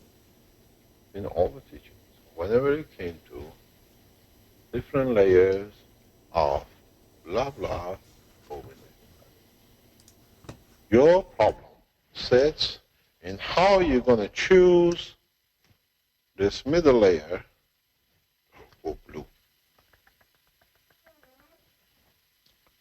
This is the middle blue. How are you going to choose this guy constantly to move in the opposite direction to this guy, and at the same time opposition direction to this guy?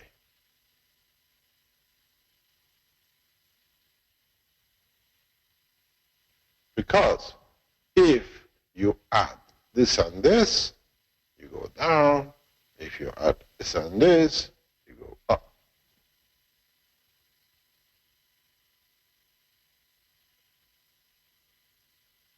Shall I do a water dance till you get your mind together? Wearing a plastic shoe, it won't make much noise. You see now we've got a housewife in the front line. There it comes. She'll be crossing the line very soon. It's like a camel race. See who goes past the line first.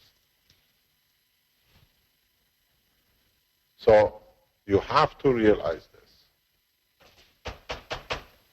Because the same concept in a proton deuterium will apply.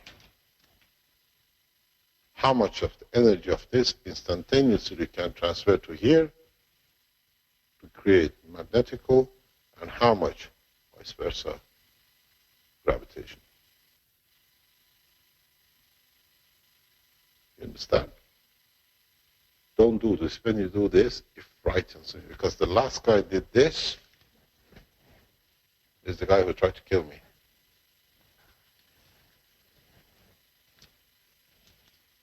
Try to think with open eyes, then you see the truth. You got to understand this.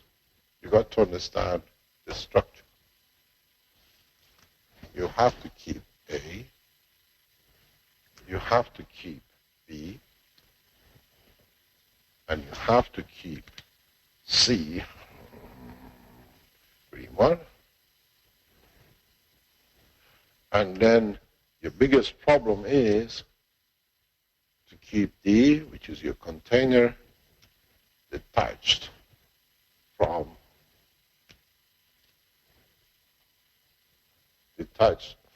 all this.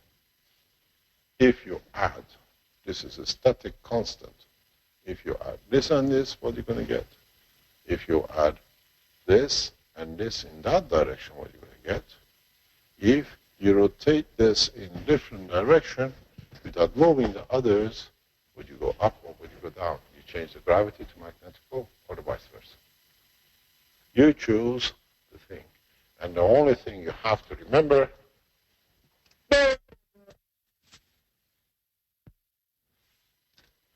separation. That you give the freedom of motion. What happened? Up to now, in all the reactors loaded by you lot, you haven't realized what you've done?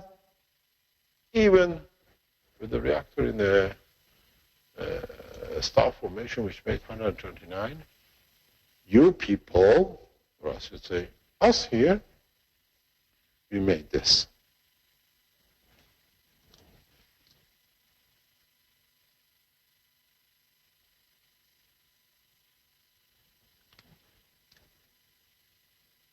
We made actually a circular skin of the man. Can your skin fly? No. Because it's attached to each other. There is no difference between the skin of the man and the structure of a solar star. With the difference that here the fields are more in the interaction close, compact, locked. Your upper skin can move a little bit from the middle skin layer. If you can make it dynamic, it's the same skin, you call it layer of your reactor or the layer of the plasma of the sun. And then, if you understood this, I fly with you to Washington. You can take me for Sunday lunch.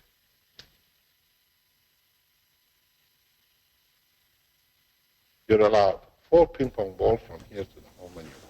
So, Marco, the mountains are pretty beautiful this time of year. Come on by. Adam? I said the mountains are pretty beautiful this time of year. He should come on by. Where? Over here in Canada. No,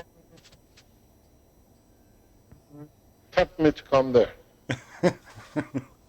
Your prime minister doesn't like me. I'm too clever for him. So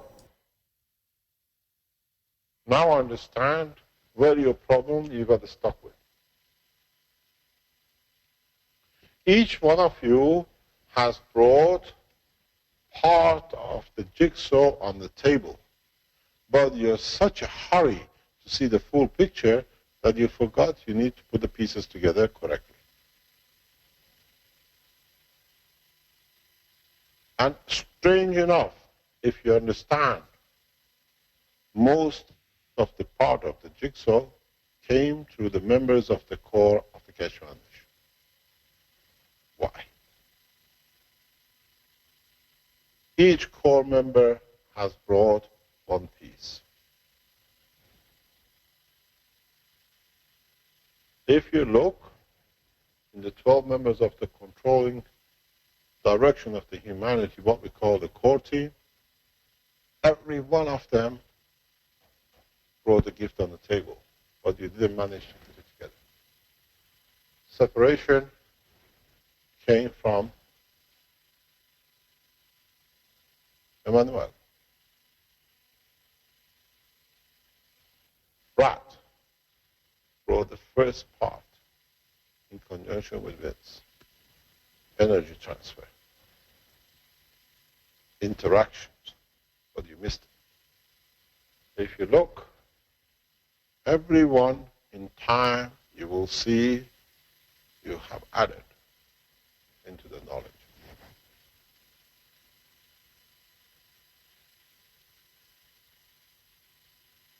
So, is man ready for flight?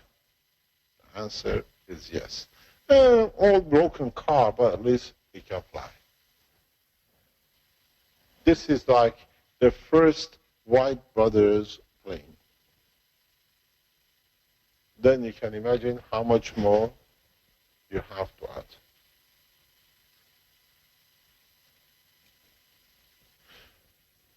Remember, till you don't achieve rotation of the plasma fields on top of each other, flight is not possible.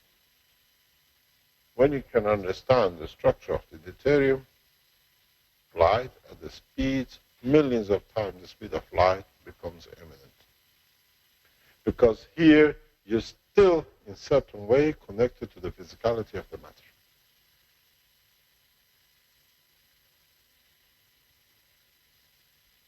So,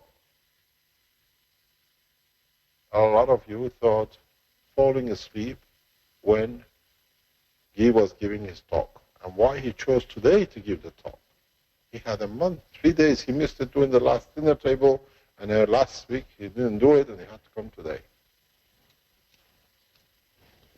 A wise man knows when is the time to awaken. And now it's time for you. Understand this fully. If you understood this fully, be careful, don't hit any aeroplane. I have lost systems like this. System is on the table and it's not on the table. Because if you think you're geniuses, you can control it the first time, Do the test in the garden. Let it be the birds and the bees, not the ceiling and the roof and the aircraft.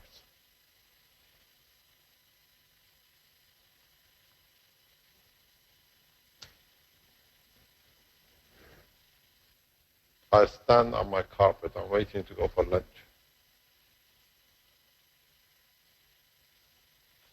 If you understood, then you understand the terminology of the Iranians who understood the culture thousands of years ago about the flying carpet. Because the knowledge was sitting with Zoroaster, but the man misread it.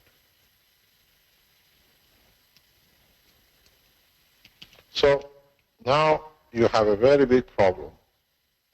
And your problem is not me.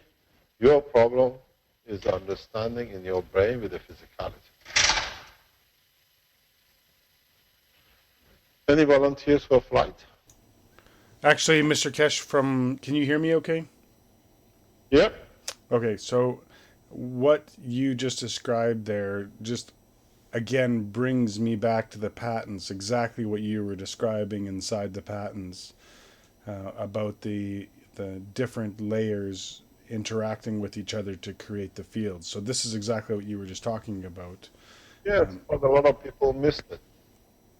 You got so much involved in physicality and conformation that you had the formation in your hand from the beginning.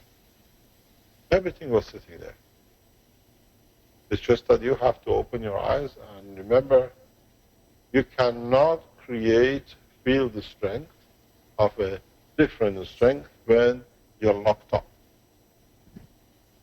So that means that you have to lock some of those fields to keep the field Of strength course, of Earth. you already separated it. Now you have to put division in it.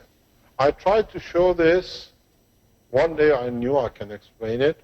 If you go on to, you got the book with you? Don't forget I haven't been paid for the book yet, huh? I won't sleep tonight. It's very bad. If you look at the picture of page, no, I'll just give you the picture number. I hope you see it. In the book number 2, The Structure of the Light, I emphasize on this. You see it. The yellow color with the green. The ganses stay separated, but they're still magnetically connected. You have to create a lubricant of magnetic fields. Matters when you separate, you put oil between, lubrication, you run your ball bearings and the structure. In gravitational magnetic fields, you have to find a field which does not link with any two, but has connection with both. Because if this separation links with this, then you're stuck again.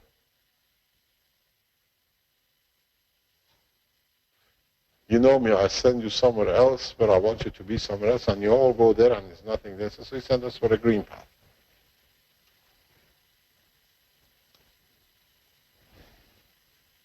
This color blue does not mean it has to be this.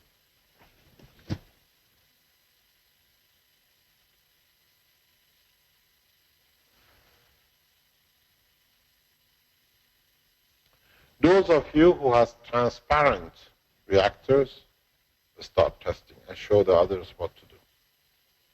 If the mass is the same in the matter level as in the field level, you most probably find all your nanomaterials stuck to the wall here, and still no separation.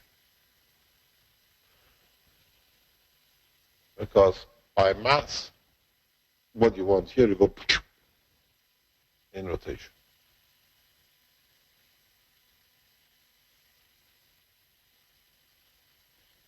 Speed of rotation counts. Density of the strength of magnetic fields counts. Then On the way home, 5 ping pong balls, 1 engine from a broken car. She's getting dangerous. She's looking somewhere, and I don't understand. Where in the kitchen are you? In the cleanup room, department, or are you in the fridge? You got to be somewhere between the freezer and another cupboard. You're at the stove. Ah, you're too far. You're in the mattress state. Actually, it's a very good way. If you burn your pan, heat it up enough, you already got your nano-layer container, so no problem. Yeah. It's coming in. Open your fingers and you get 10 of them. This way you only get 2. Teach you something you understand. When you like to pray, when you like to give or to receive, never stand like this. Always stand like this. You open more channels to receive. Here you're always connected. Never stand with the legs closed. Always stand like open. You receive 2 different fields. And that's why you see the prophets always go like this. Because they never should do this, because you receive everything. If you look at the branches of the trees or leaves, you will see it very clearly. Each of these dentation is one channel to gravitational field of the environment, of the watch CO2 from environment they want to take. If it's not smooth, everyone has, but if it's more profound, it means absorbs more of the same. So it's the same with here. One. But when it goes inside, it divides. You start the Indian dancing. So remember what is the next step. You're getting all this information. Don't be fooled for one purpose.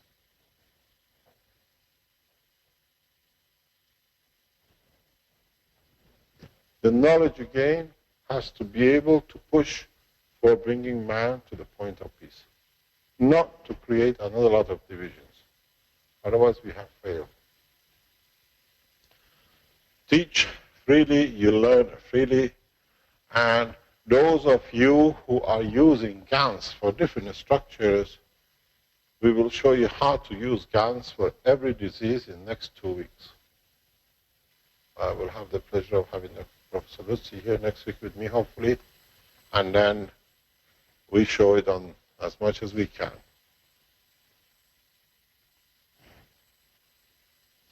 We go into the detail, because once you open the Pandora box, you don't have to be afraid of what might come out of it, because a lot of it is a good things, and there are some dust and rubbish will come out, and no way, it's been there too long.